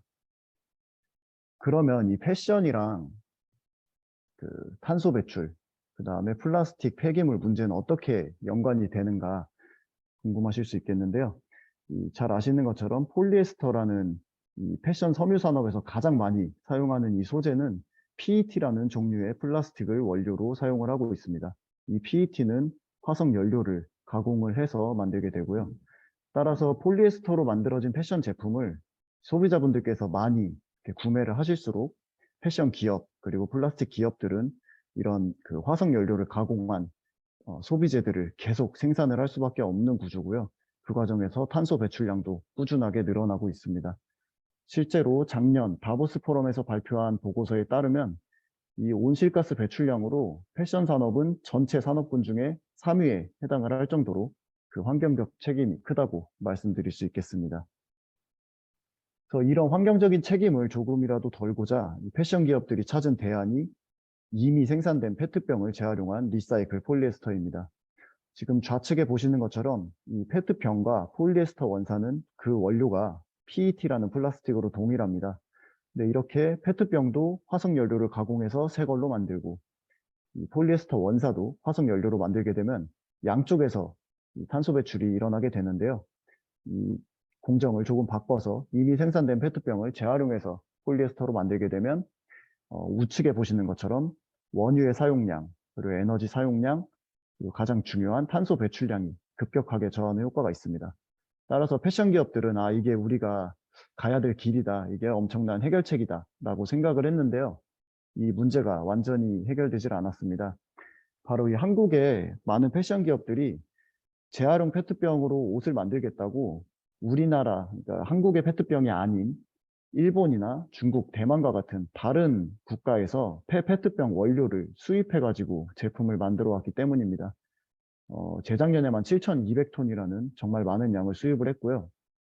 이게 좀 바꿔 말씀드리면 한국의 소비자들이 한국의 환경을 생각해서 이 친환경 패션 제품을 구매를 해도 한국의 환경을 살리는 데는 아무런 도움이 되지 않고 다른 국가의 폐기물만 줄여주는 그런 안타까운 상황이었습니다. 그러면 한국의 페트병이 모자라서 재활용을 하지 못하는가 하면 당연히 그렇지도 않습니다. 이 한국은 전 세계에서 1인당 연간 평균 사용량으로 3등에 해당을 할 정도로 플라스틱을 정말 많이 사용하고 또 폐기하는 나라입니다. 페트병 같은 경우에는 2019년도 통계로 1인당 1년에 약 100병 가까이 소비를 하는 것으로 나와 있고요. 그리고 이렇게 이제 페트병들이 많이 소비가 되고 있는데 그 중에서 투명한 페트병, 재활용이 가장 용이한 이 투명한 페트병의 비중이 가장 높습니다. 그래서 이렇게 페트병이 많이 나오는데도 우리나라는 대한민국은 왜 재활용으로 패션을 만들지 못하는가? 저희가 이 문제를 좀 가까이서 살펴보니 재활용의 첫 단추라고 할 수 있는 이 분리배출과 수거 단계의 문제가 심각했습니다. 그래서 이 지금 보시는 것처럼 빨간불이 켜져가지고 재활용 패션으로 넘어가질 못하고 있는데요. 저희가 페트병을 옷으로 재활용하는 걸 크게 5단계로 나누고 있습니다. 이 페트병의 분리배출, 그리고 혼합 없는 수거, 재활용 공정을 거쳐서 원사로 만들어지고 이렇게 패션 완제품으로 탄생을 하게 되는데요. 앞에 3단계의 문제가 가장 심각했습니다. 하나씩 말씀을 드리면 가장 먼저 분리배출이 100% 잘 되고 있지 않았습니다. 지금 저희가 한국에서는 작년, 재작년에 걸쳐서 지금 투명 페트병은 이제 따로 모이게끔 분리배출을 해라 이렇게 지금 법이 바뀌었습니다. 그럼에도 불구하고 지금 우측 사진에 보시는 것처럼 이 투명 페트병만 모여야 되는 곳에 투명하지 않은 이런 페트병이 아닌 플라스틱도 들어오고 또 라벨이 붙어 있는 페트병들이 대단히 많이 섞여 있습니다. 대한민국의 환경부에서는 라벨을 떼고 찌그러뜨려서 분리배출을 해라라고 안내를 하고 있는데요. 이 라벨을 떼야 되는 이유는 저희가 페트병을 재활용하는 그 첫 번째 공정이 파쇄입니다. 잘게 갈아버리는 건데요. 페트병을 갈게 되면은 이 병 뚜껑과 페트 몸체 같은 경우에 물에서 분리가 됩니다. 이 물에서 세척을 할 때 병 뚜껑은 물 위에 뜨는 가벼운 플라스틱이고요. 페트 몸체는 물 아래 바닥으로 가라앉습니다. 그래서 이 과정을 통해서 병 뚜껑과 페트 몸체는 파쇄를 하고 나서도 구분을 할 수가 있는데 문제는 라벨 같은 경우에는 물에 뜨는 라벨도 있고 가라앉는 라벨도 있습니다. 그래서 재활용 공정에 들어오기 전에 제거가 돼야 되는데 그 부분이 100%잘 되고 있지 않았습니다. 근데 제도를 시행하고 지금 1년이 넘게 지나면서 이 우측 아래 사진 보시는 것처럼 정말 깔끔하게 잘 분리배출이 되는 아파트들이 많아지고 있어요. 근데 더 심각한 건 다음에 수거를 해가는 업체에서 혼합해가는 문제입니다. 이 사진에서 보시는 것처럼 아파트에서 그리고 또 일반 주택단지에서 사람들이 잘 모아놓은 투명한 페트병을 여러 폐기물이 섞여 있는 트럭에다가 같이 혼합해서 가져가면서 오염이 되는 문제가 있습니다. 관련된 뉴스 영상을 한편 소개해 드릴게요. 쓰레기를 버릴 때 유리와 페트병, 종이 등으로 나눠서 재활용 분리 배출을 해야 하는데요. 그런데 제대로 분리를 해도 운반 차량 안에서 뒤섞여서 절반 정도는 재활용을 하지 못한다고 합니다. 김문희 기자입니다. 각 가정에서 재활용품을 수거해온 차량이 수거해온 것들을 선별장에 쏟아냅니다. 빨간 양념이 묻은 플라스틱 용기부터 깨진 유리병, 쓰레기가 담긴 비닐까지. 현장에서 일하는 작업자들은 분리배출에 대한 시민의식보다 더 큰 문제가 있다고 말합니다. 다름 아닌 재활용품을 수거해오는 분리수거 차량인데 각 가정에서 분리배출한 캔과 플라스틱, 비닐 등을 수거하면서 차량 안에서 한데 섞이고 있습니다. 네, 보시는 것처럼 아무리 시민분들께서 깔끔하게 분리배출을 해도 수거해가는 과정에서 혼합 오염되는 문제가 있습니다. 이렇게 수거된 투명 페트병은 소리가 너무 커서 잠깐 줄이겠습니다. 네, 이렇게 수거된 페트병은 재활용을 위해서 다음 공정인 선별장으로 이동을 하게 되는데요. 지금 영상에서 보시는 것처럼 사람이 손으로 투명하지 않은 페트병 또는 기타 폐플라스틱을 선별을 하고 있습니다. 100% 완벽하게 선별이 되기도 어려울 뿐더러 이 패션 제품을 만드는 데 필요한 원사는 상당히 머리카락보다도 얇습니다. 그래서 오염이 되어 있으면 안 되는데요. 이 수거가 되는 과정에서부터 이렇게 투명 페트병이 오염되어 있다 보니까 한국의 투명 페트병은 장섬유, 필라멘트로는 만들지를 못하고 보시는 것처럼 충전재라든지 녹금 같은 그런 부가가치가 낮은 제품으로 재활용이 되어 왔습니다. 그래서 앞쪽의 문제가 이렇게 심각하다 보니 뒤에 해당하는 원사기업 그리고 저희와 같은 패션 기업들은 원료가 없어가지고 다른 나라의 수입에 의존을 해왔던 거고요. 근데 저희 회사는 언제까지 다른 나라 폐기물을 줄여주면서 지속가능 패션을 만들 수는 없다라고 생각을 하고 이 문제를 개선하고자 완전히 새로운 자원순환 체계를 구축을 했습니다. 저희 혼자서 할 수 없었기 때문에 뜻을 함께하는 파트너들과 힘을 합쳤고요. 지금 가장 앞에 보시는 이 스파클이라는 회사입니다. 미네랄 워터 생수 회사고요. 이 생수 회사에서는 투명 페트병을 깔끔하게 모아주셨어요. 이 생수 회사의 특징은 가정 배송을 주 수입원으로 하고 있는 회사인데요. 가정으로 정기 배송을 해주면서 이 고객분들께서 물을 다 드시고 깔끔하게 모아서 빈 병을 현관 앞에 놔주시면은 다음 배송을 갈 때 기사가 2리터짜리 물을 한 병 리워드로 드리면서 수거를 해가는 그런 시스템을 개발을 했습니다. 그렇게 해서 전혀 오염되지 않은 투명 페트병을 깔끔하게 모아 주셨고요. 이 투명 페트병이 혼합 수거되지 않으면서 깔끔하게 저희 이제 재활용 업체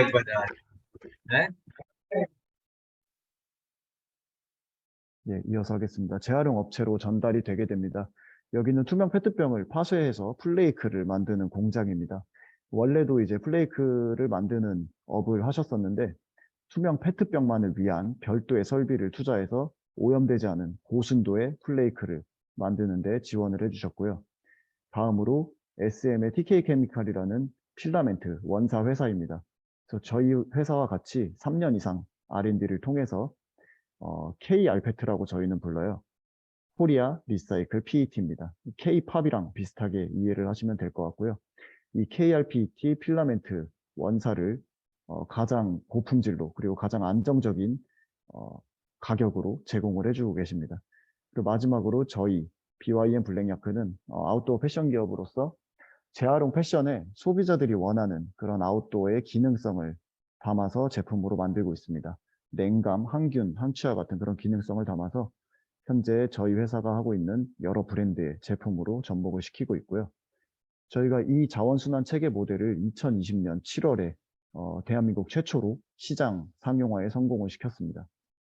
그러고 다음으로 바로 도전한 게 정말 이제 특정 생수회사의 페트병이 아니라 시민분들께서 분리배출한 그 투명 페트병으로 제품을 만들자 도전을 해서 작년도 상반기에 저희가 가방과 의류 제품을 만드는 데 성공을 했습니다. 이 시스템을 통해서 현재까지 3,280만 병의 투명 페트병을 재활용하는 효과가 있었습니다. 저희는 이 프로젝트의 이름을 플러스틱이라고 지었습니다. 대한민국의 마이너스가 아니라 플러스가 된다. 그런 의미를 담고 있고요. 이 플러스틱 프로젝트의 전체적인 세부 과제와 로드맵입니다. 제가 사실 이 발표를 주로 저희 대한민국의 중앙정부나 이런 지자체에다가 많이 드리는데요. 이런 부분들이 개선이 되면 더 우리의 프로젝트가 활성화될 수 있겠다 설명을 드립니다. 이 중에서 몇 가지만 좀 예시를 들어서 말씀을 드리면 첫 번째로 홍보가 많이 강화가 됐으면 좋겠다고 말씀을 드립니다. 이 국민분들께 투명 페트병을 분리배출하라는 홍보는 환경부가 열심히 하고 있지만 이거를 왜 해야 되는지가 잘 홍보가 안 되고 있어요. 그래서 투명 페트병을 그 마구잡이로 섞어서 버리면 다른 나라에서 또 투명 페트병을 수입해 가지고 제품을 만들어야 하는 그런 현실을 국민분들이 알게 된다면 더 많이 동참해 주실 거라고 생각을 하고 있고요. 그리고 투명 페트병 분리배출에 대한 안내도 좀 더 세분화됐으면 좋겠다고 말씀드립니다. 이 페트병들이 보면은 라벨이 지금 이 사진에서 보시는 것처럼 라벨을 제거해도 본드가 남아있는 그런 페트병들이 있습니다. 이 본드 또는 종이들이 이물질이어가지고 재활용에 방해가 됩니다. 따라서 이런 페트병들은 섞여서 들어오지 않도록 한 단계만 더 상세한 안내가 있었으면 좋겠고, 실제 그 분리배출하러 갔을 때도 이 고품질 재활용이 가능한 투명 페트병과 그렇지 않은 페트병이 따로 모일 수 있게끔 분리배출함이 한 단계만 더 세분화되었으면 좋겠다고 요청을 드립니다. 그리고 저희가 각 가정에서 투명 페트병 따로 더 편하게 분리배출할 수 있도록 이런 메쉬로 된 망을 또 만들었어요. 이것도 페트병 7병 이상 재활용을 해서 만들었고요. 그래서 처음부터 이 망에다가 투명 페트병을 모으면 다른 폐기물이랑 섞이지 않고 또 분리배출할 때도 편하게 분리배출할 수 있으니 각 가정에서 실천하시기 편하게 이런 망도 개발을 했습니다. 네, 다음으로 지자체에 직접적으로 요청하는 게 이 수거를 별도 요일 또는 별도 차량으로 해달라고 요청을 드리고, 현재 저희 한국의 수도인 서울에서는 모든 이제 지역에서 투명 페트병은 별도 요일에 수거를 하고 있습니다. 그 다음으로 투명 페트병을 아무리 깔끔하게 많이 모아도 재활용 공정으로 연결시켜 주려면 반드시 부피를 줄여야 합니다. 물류비 때문에 그런데요. 이때 주로 사용하는 게 사진에 보시는 압축기입니다. 이 압축기도 기존에 사용하던 압축기는 상당히 오염이 많이 되어 있습니다. 따라서 투명 페트병 고품질 재활용을 위해서 별도의 압축기를 좀 새로 구매해 달라고 지자체에 요청을 드리고 있습니다. 실제로 한 지자체는 이제 압축기를 새로 구매를 했는데요. 이 사실 압축기가 대단히 고가의 장비입니다. 공간도 많이 차지하고요. 그래서 대부분 구매를 많이 꺼려 하십니다. 저희가 이 문제를 해결하기 위해서 소형 파쇄기를 개발을 했습니다. 냉장고만한 사이즈라고 보시면 되는데요. 이제 페트병을 압축하는 게 아니라 바로 갈아가지고 파쇄해서 플레이크로 만드는 그런 장비입니다. 공간을 훨씬 더 효율적으로 운영할 수 있고, 그리고 이 플레이크를 재활용 업체한테 또 이제 돈을 받고 판매할 수 있기 때문에 실제로 돈이 되는 자원이다, 이렇게 말씀드릴 수 있겠습니다. 그래서 이때 판매하는 가격도 이 키로당 가격이 뭐 매달 조금씩 변동은 있지만 여러 플라스틱이 섞여 있는 그런 저품질보다 투명 페트만 모여 있는 이런 고품질은 가격을 거의 2배 가까이 쳐줍니다. 상당히 수익성이 있는 사업이다, 그렇게 말씀드릴 수 있겠고요. 그래서 제가 앞에 말씀드린 이런 단계가 하나씩 잘 수행이 된다면 앞에 보셨던 그 빨간불이 이제 이렇게 녹색불로 바뀌어서 대한민국의 투명 페트병들이 고품질의 패션으로 만들어질 수 있겠습니다.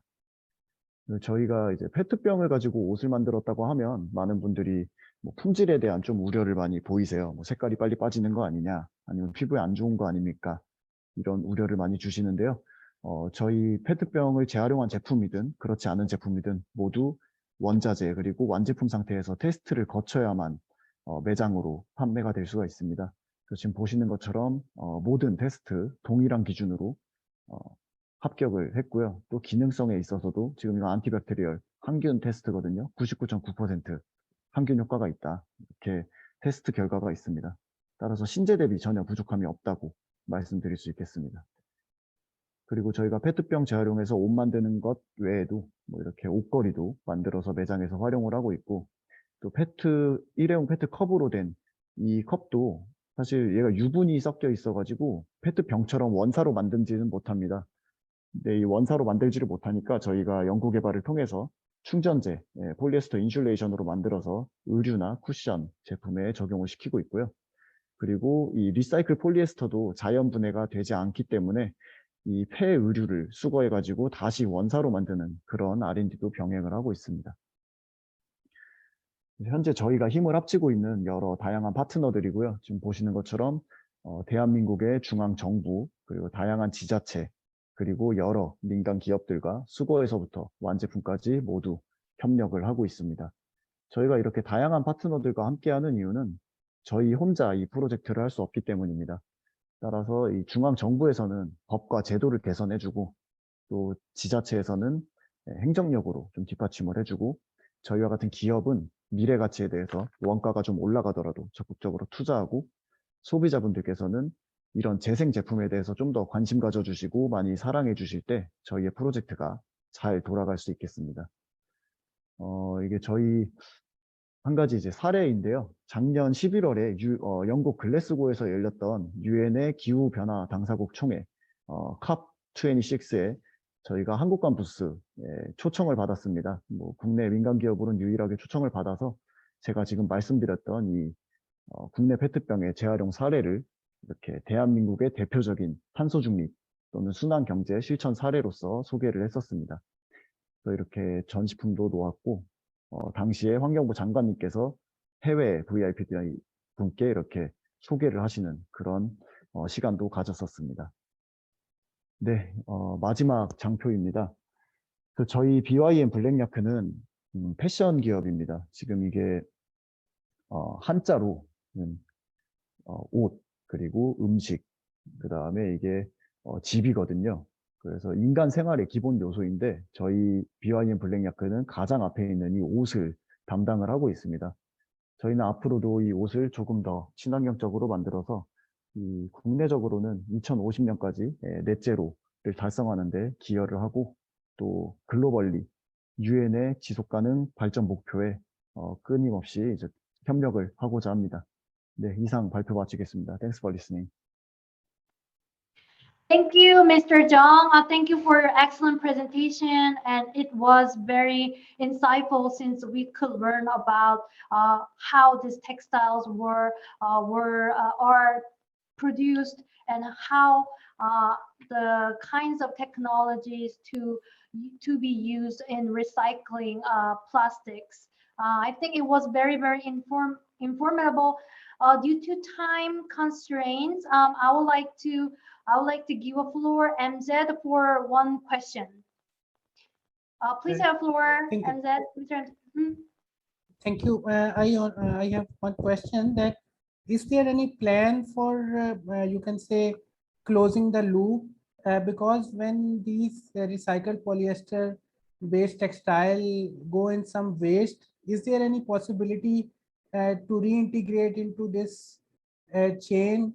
And another part, uh, uh, all the bottles which you reuse in your textile chain, uh, will they get the new ones as well from a virgin materials to make those plastic bottles again, because there is also a possibility to reuse the plastic bottle as it is for the beverages and water industry.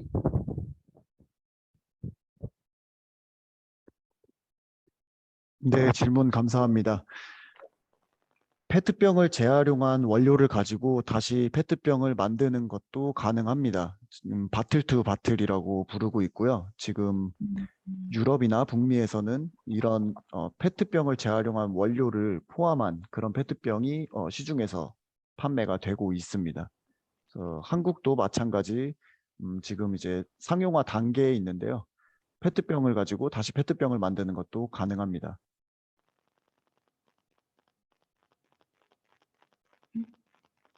답이 되셨나요? Thank you. Thank you, Mr. Jung. Our time for this model yes. almost reached the end, so I think we need to close.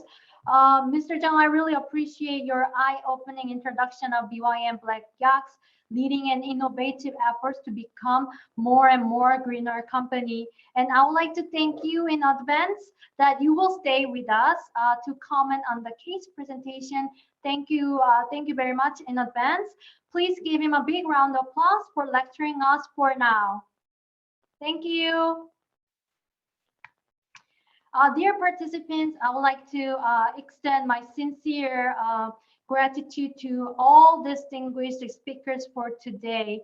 Ladies and gentlemen, we will have 5 minutes break and I will come back with our last activity case presentation at 16:59, which is close to 5 p.m. 5 p.m. Korean time, 3 p.m. Indochina time.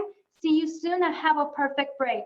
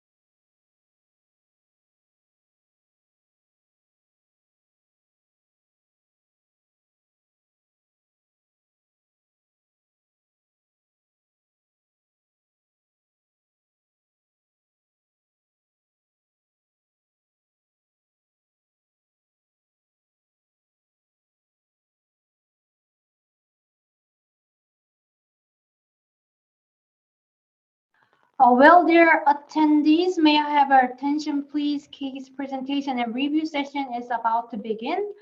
Thank you, and please come back for our last session. So please come back. Please come back from the break. Thank you, thank you. For today's case presentation, Mr. Sakib and Sopektra and Ms. Myra kindly prepared their case studies from the business track. Thank you for your time and effort. What is more, our distinguished speakers today, Ms. Poon and Mr. Jong, will kindly take advisor roles for this session. Each presentation, as we did for the day 2, will be given 15 minutes and 5 minutes for comments. As you already know, we also prepared peer review template slides in group activity worksheet. Please again enter the link and leave free comments on the material for the participants who present. It'll be big asset for them. You may also find the links in the chat window. Our colleague Soo-jung will share the links in a minute.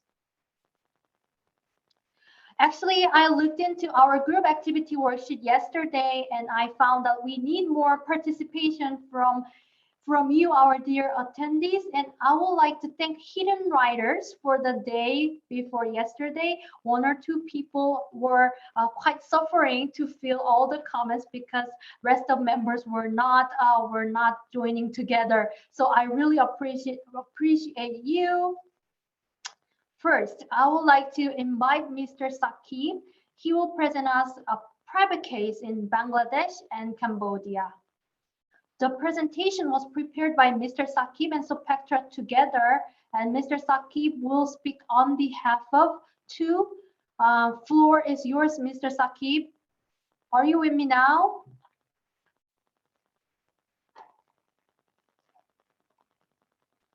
Mr. Sakib?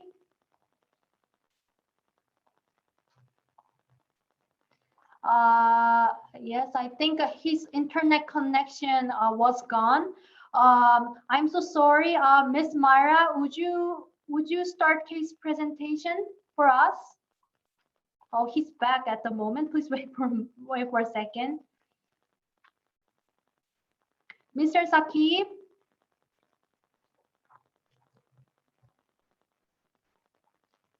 Mr. Sakib, are you there? Miss Myra, would you present now, and then Sakib's presentation will be followed after. Would you do it? Could you do for us? Yes, Grace, can you hear me? Okay. Sorry, just please the current is understand, the electricity just went off, so I'm speaking from my mobile, if that makes sense. Yes, it's very normal for us to have poor internet connection. So please understand each other. So, Mr. Sakib, would you like us to share your slide from this side? Unfortunately, I can't because it is in my laptop. So it's better if you can share it up from your side. Okay. Please wait for a second. Our colleague will share.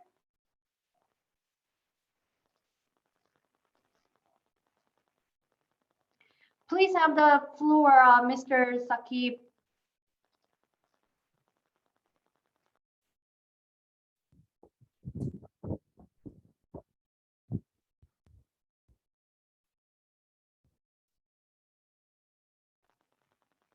Hello? Yes, I can hear.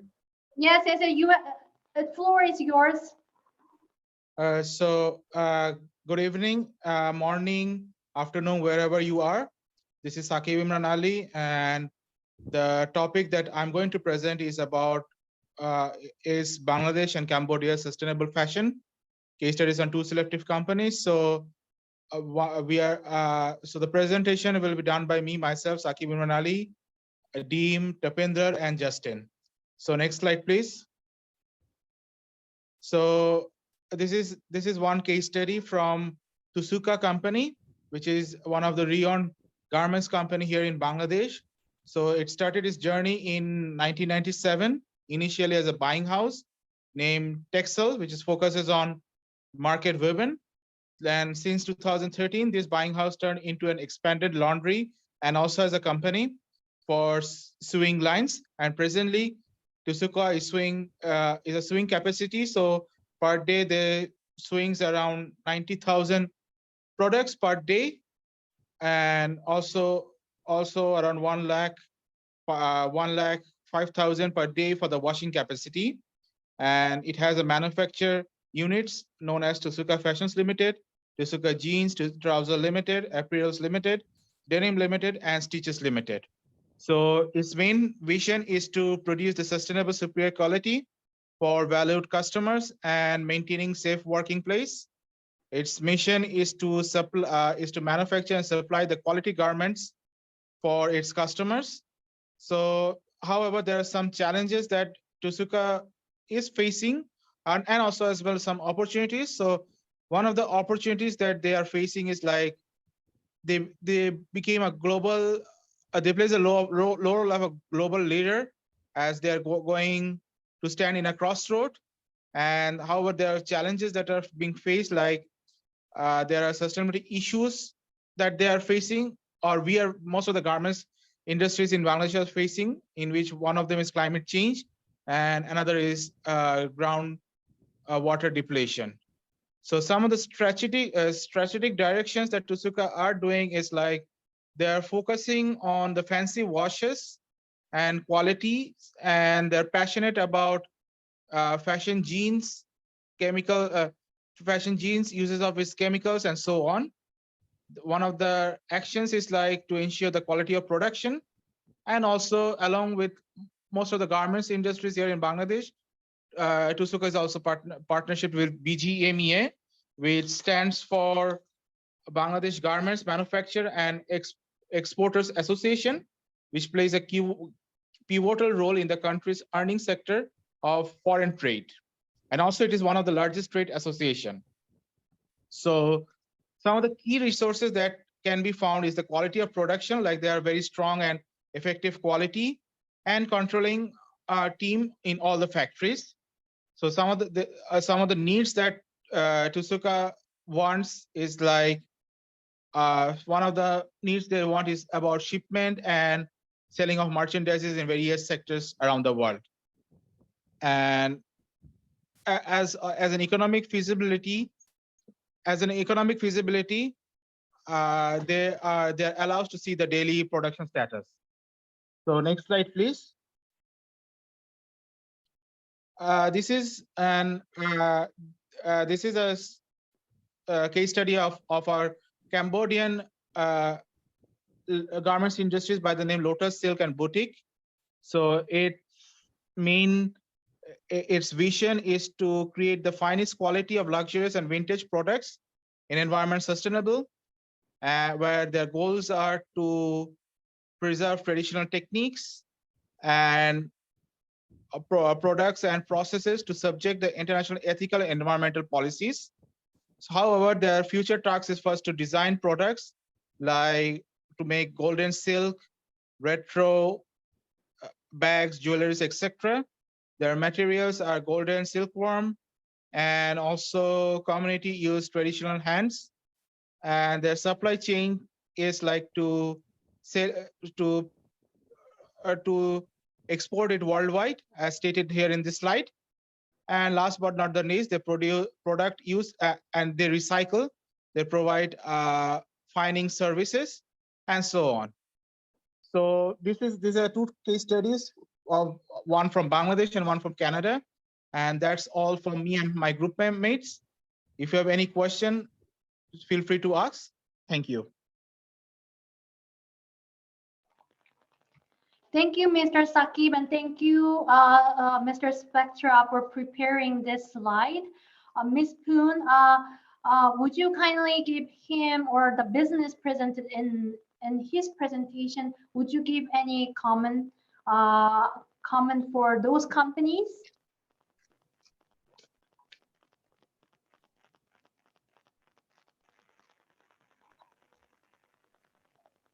Right. sorry, I was trying to unmute myself. Thank you so much to the team for your presentation. It is a very comprehensive,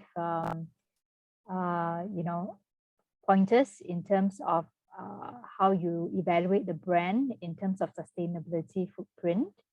I think what I really like is you have many metrics to look at a sustainable brand. I think in the first case studies, you have also mentioned that, that they have worked with certification bodies and to showcase their sustainability records. And I think that is a good way to prove their credentials that they are sustainable in their work. For the second case study, I think generally there are, as we know, traditionally with regards to silk industry, there is always some newspaper report. There are some newspaper reports with regards to, the conditions that the silk has been produced. I think it will be good to also showcase how they deal with such issues. For example, by having pictures of the communities that are actually, growing this silk, and also have when the business scales, to have the verifiable reports to show that these villages or the communities are paid some minimum wage as well. Thank you. Thank you so much. Thank you so much. Thank you. Mr. Jung, would you like to add any comments for him?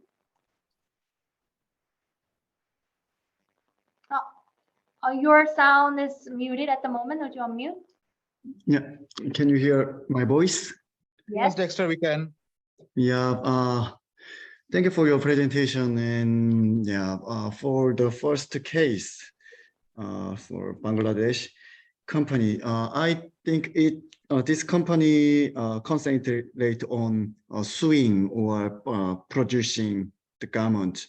And I saw a word that they produce jean, and usually jean is made from cotton. So I believe they can make something more sustainable, I can say, project. Like in case of recycled cotton, they usually made from wasted jeans. So yeah, the factory can say collect the rest of the fabric after cutting, and they can I can say make partnership with the recycling company for recycled cotton, or they can make it by their own supply process. And I saw the word on the page ISO 9001. There is also nice certification for the quality, but if they can, I hope they got ISO 14001 certification. That is much better for, I can say, not only quality but also. Are you talking about the quality management system? Yeah, I mean certification. Yes, they do have. Thank you so much, but I will notify and I will let you know. If you drop me your email address. Okay, I just recommend. Yeah, that's fine. And yeah, second case for silk company, and yeah, of course, silk comes from, I can say, nature. It's natural fiber, but sometimes natural fiber is not sustainable than synthetic fiber because of water, uses of water, and sometimes they need much energy than synthetic fiber. In case of silk, they usually use a lot of energy to keep the temperature in the cocoon farm. So if they can, I just recommend to, okay, say, use renewable energy or some eco-friendly energy source. And if they have water, okay, say, purification or recycling system in their own, it would be yeah, best okay, say, condition for sustainable fashion. Yeah, that's all. Thank you so much. Thank you so much for your comments, and hopefully we will talk with this one in an email or in a message privately. Thank you for Ms. Poon, Ms. Jung, and mostly thank you for Mr. Saki for your presentation. And we happen to know 2 more companies who is trying to be sustainable. And I would like to invite our second speaker. I would like to invite Ms. Myra, and she will present us a business case that she planned for her brand. Ms. Myra, please have a floor for us.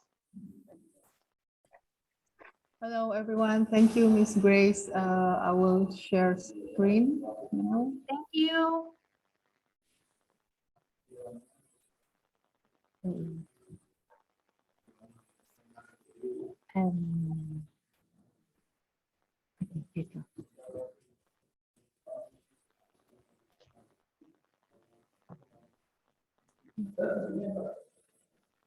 Can you see my screen? Yes, we can see well. Okay. At first, I'm going to share the case study first. So this is about CG. CG is a brand that me and my sister have. So this is our vision and mission to be sustainable fashion brand with proper business model canvas. So to find the opportunity, as you can read there, to be a kind business and to reach investors and more market, and challenges to create an applicable business model for a canvas for sustainable fashion brand. So the strategic direction and so on. Okay. So that's the case study that I submit. And now I would like to share the presentation. So actually it's a big question for me as a small brand owner. Because all we know that the problem with fashion industry is a lot of waste and everything, because all the player are more care about profit and growth other than the environmental and social thing. So it's really, and then a lot of them claim as sustainable fashion business, but are they really sustainable? Because in the theory, some theory said that the company's ability to generate enough profit for long-term survival and secure enough financial strength must be taken into consideration, which is, we know that that means more selling, right? But it's really the opposite of what we aim to do, the fashion revolution. So I was wondering, actually, is the business player should think over about the business model they have right now, which still concentrate more in selling. So there's a plan that me and my friends came up with. We call it the Patch Project, because it's initially is like also a business plan aside or and together with the main business. Here you can see that we do planning to empower communities. This in this scheme, you can see that we put women empowerment, but it can be anything. Not only women, maybe for the deaf, for the blind, for people who came out from jail, and etc. etc. This is just the scene that we do. So the main thing is this one is the production. So we have brand or business or whatever. So we do the production based on the sustainable things like all that we have learned in the past 3 days. And Myra, would you share your presentation? I'm so sorry to intervene because we're seeing the word, so you may share PPT file for us. oh, okay. Mhm. Thank you. Wait. Mhm. Okay. Maybe I'm going to stop share and then share again. Is that okay? Thank you. Okay.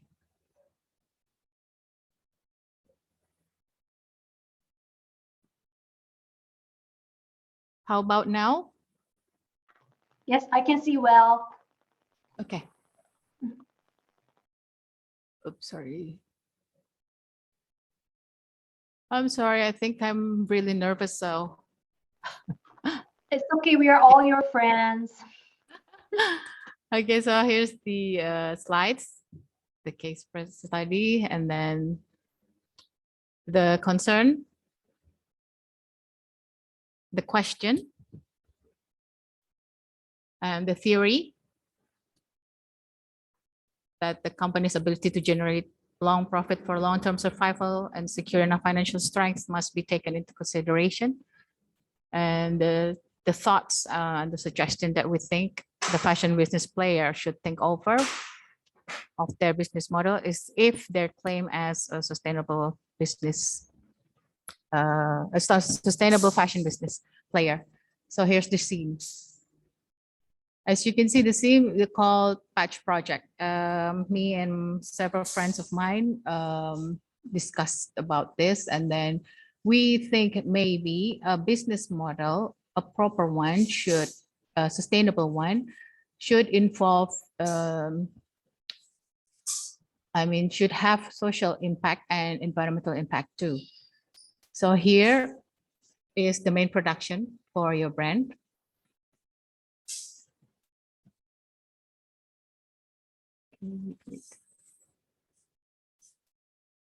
Here is the production, the main production. And then here we put women empowerment from the social impact of your business. It's more like CSR, but it's more like CSR actually. Here we put woman empowerment, but you can empower anything that's maybe in your environment you will need. So from the production, we will from this empowerment, we will facilitate them with skill and daycare because it's women. Some of them have kids and they cannot leave their kids alone while they're working or studying something. So we put daycare there, and then we put skill like art and craft to help them to recycle your waste, your production waste. Here, aside from the daycare and skill, we also have financial planning organization that will help the women to manage their income.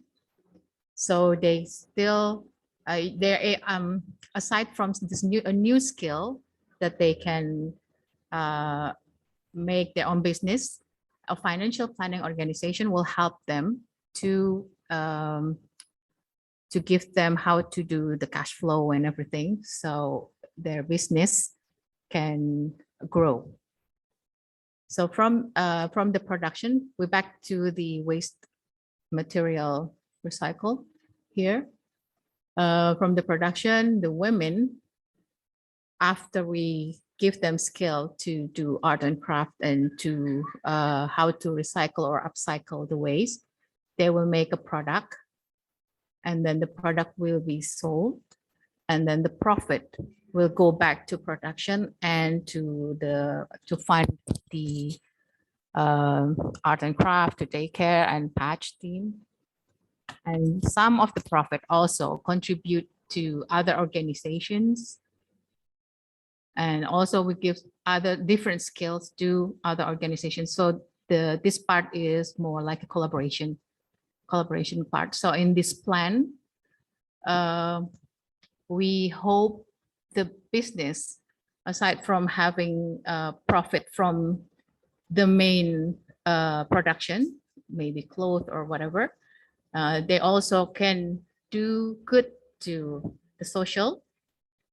And then from the product from the upcycle and recycle can be sold too and make profit. So the profit will be, there's two profits from this plan: profit from your main business and profit from the waste.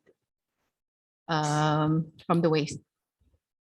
I guess that's all. Thank you. I'm gonna stop sharing the screen. Okay, thank you. Ms. Myra. Thank you. I really appreciate your business plan, and I really want to see the PET project to be realized in the future to help you to build more feasible and more green and more appealing project. We would like to hear comments from our professionals.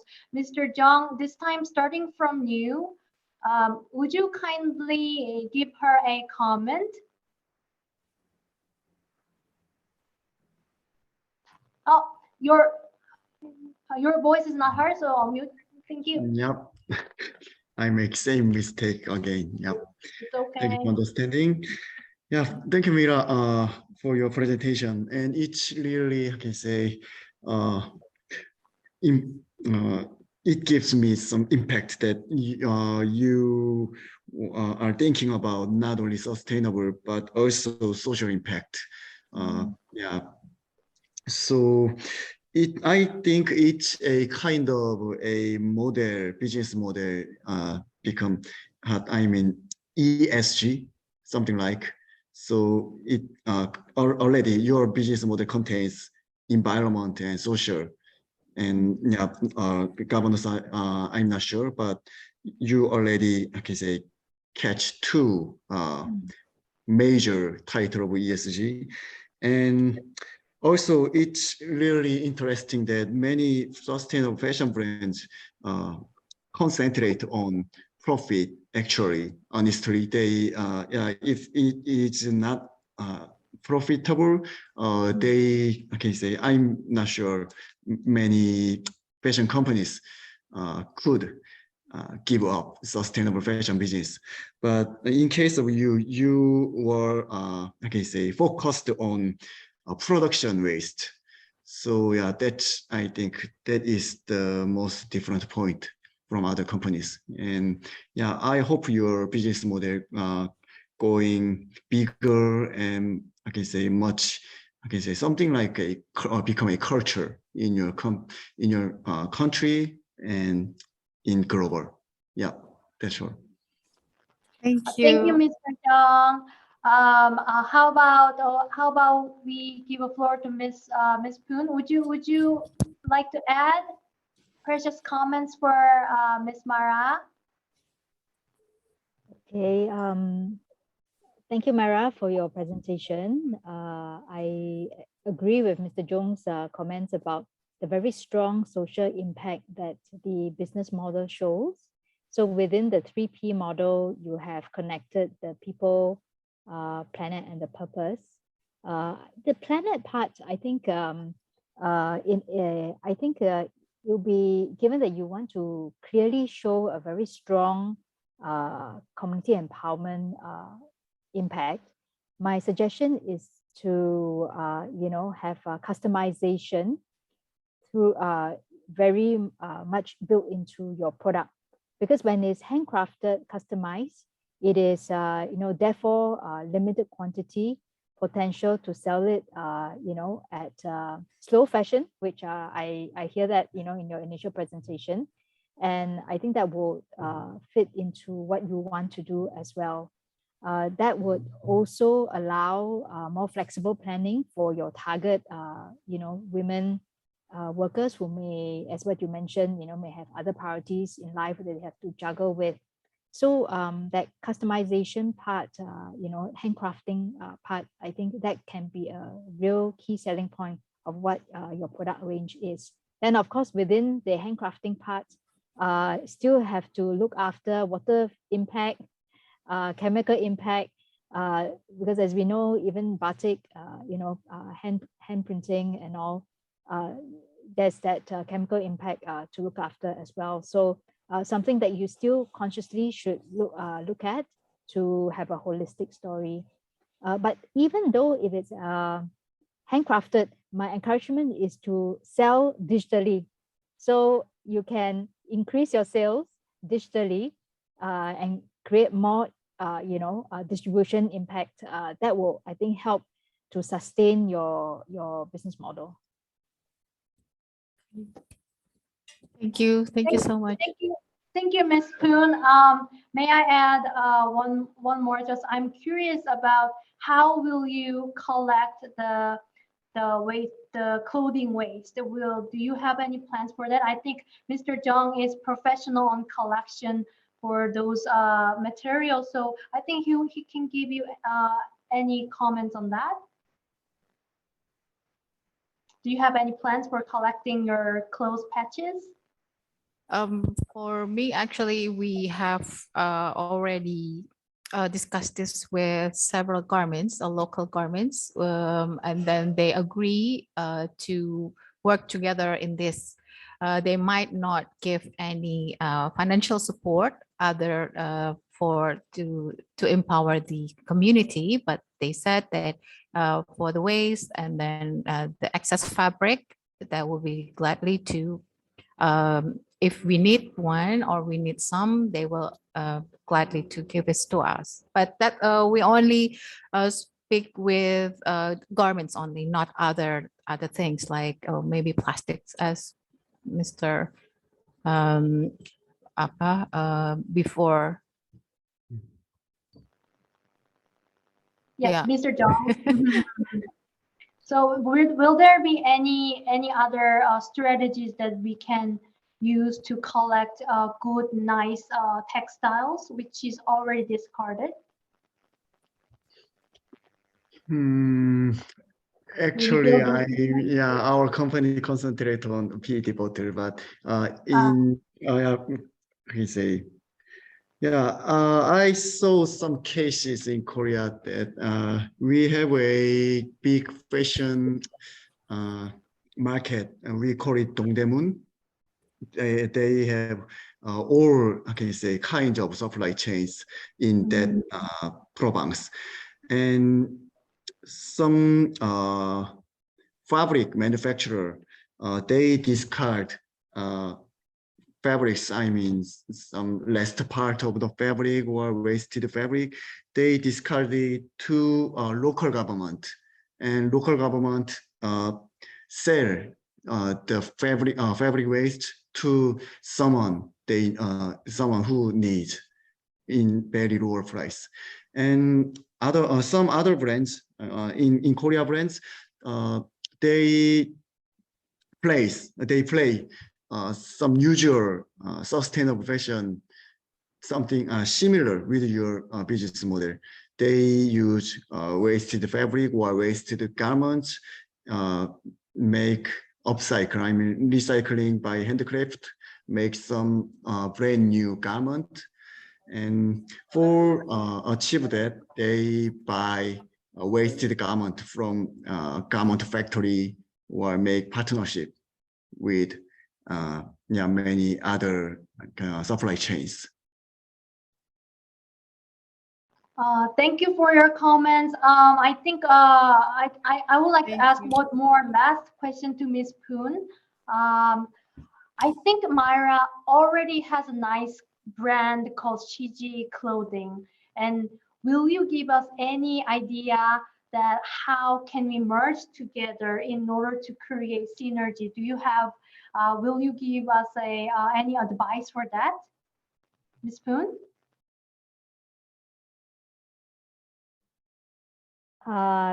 Thank you, Ms. Grace. So I wanted to clarify your question is synergy within Myra's country, Indonesia, right? That's what you're. I mean, her brand already established, CG Clothing. How can she merge together? Sure. One of the other very compelling ways to portray what your brand value stands for is through the models you use for photography. So you might, really want to even deliberately have, a broad range of models they use. It could be those who are actually within your communities, and to show that, this is done by communities rather than, manufactured in production lines.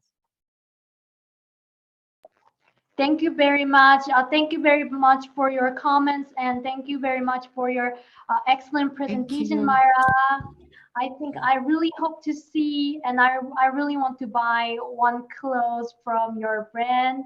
Thank you very much. And Thank you, Ms. actually, we Grace. are coming to end of our workshop, and our time allocated to case presentation is all used up. So I sincerely would like to thank Mr. Sakib and Sopektra and Ms. Myra for presentation, and Ms. Poon and Mr. Jung. Really appreciate your insightful and precious comments.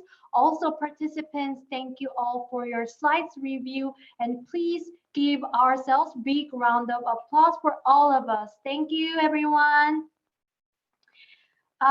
So please give us a moment to finalize top two groups who actively participated in our workshop. So please wait for a moment, maybe 2 minutes.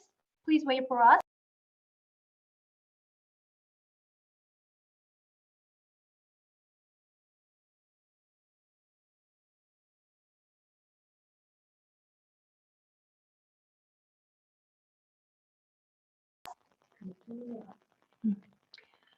Awards for the best group goes to Group D and E. Congratulations.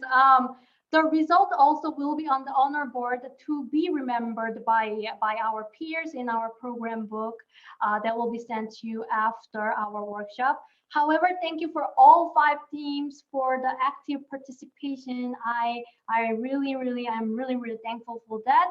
And we are moved by your passion and learning throughout this workshop. Now, I would like to invite Ambassador Hong-gi Che, Director of UNITAR CIFAL Jeju, for his closing remarks.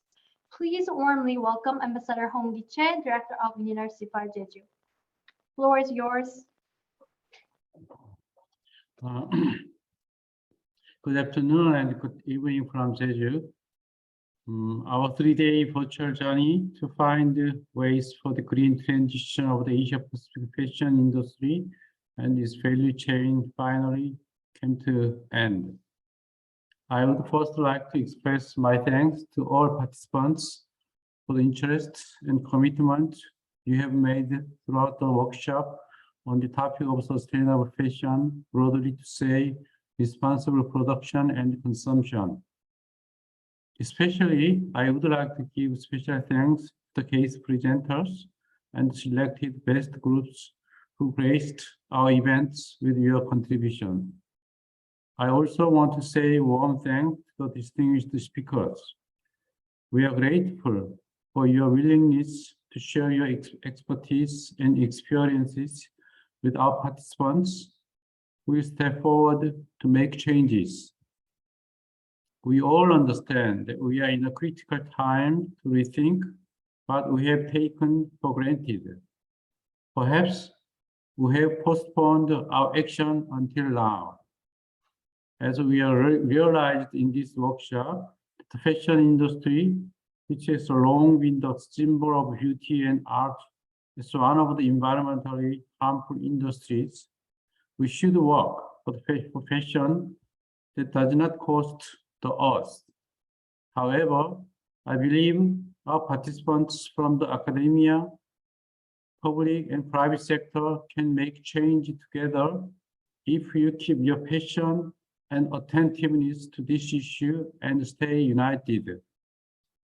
I sincerely hope to see sustainable fashion academic programs and business models that were presented by participants in our session to be realized in the near future. For this, I believe the knowledge and insights gained here and the new networks formed with fellow participants will be able to facilitate your plans. I think we are all potential change makers for sustainable fashion and its value chain in your home cities and countries, even on a global scale. Lastly, I would like to congratulate you all on the successful completion of the program and hope you have enjoyed the virtual journey with us over the last 3 days. Thank you for your time and participation. Thank you for your kind words of encouragement, Director Che. We just successfully finished our workshop on the sustainable fashion. Finally, we have reached the end of our program. From the overview of environmental impacts of fashion industry and its value chain, we looked into imminent global green regulation on the industry and its anticipated impacts on this region, Asian Pacific, and global fashion companies movement, and ultimately to best practices we learned from today. For 3 days, we had intensive learnings about the challenges and possible breakthroughs of the green transition in the Asian Pacific fashion industry. We believe that if you learned at least one thing from our workshop was worthy enough. And as for the worksheet, I will send you this personally to help you keep connected. And from my side, I will erase all the data in the cloud for your privacy, so please don't be worried. Also, I would like to ask you to do post-evaluation survey and information check for the program book, which are very essential. The link will be alive until this Sunday, October 9th, so please do as soon as possible. My colleague just shared the link. She will share the link soon. Yes, and I will also share this through your email also, as I did for the day 1 and day 2. Please understand if bulk too much, especially for those who are eligible for certificate. I will contact you in person. Before we go, let us take one group photo. And so everyone, if you have their camera up, please turn on for this moment, please. So 3, 2, 1, smile. Thank you very much. Thank you, everyone.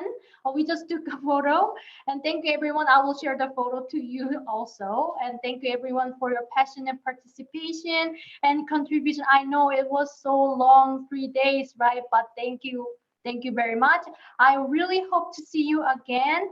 And our workshop is now closed. And please have a perfect rest of the day. And I'm really sorry for the beginning of our workshop. And I think many people thankfully came to make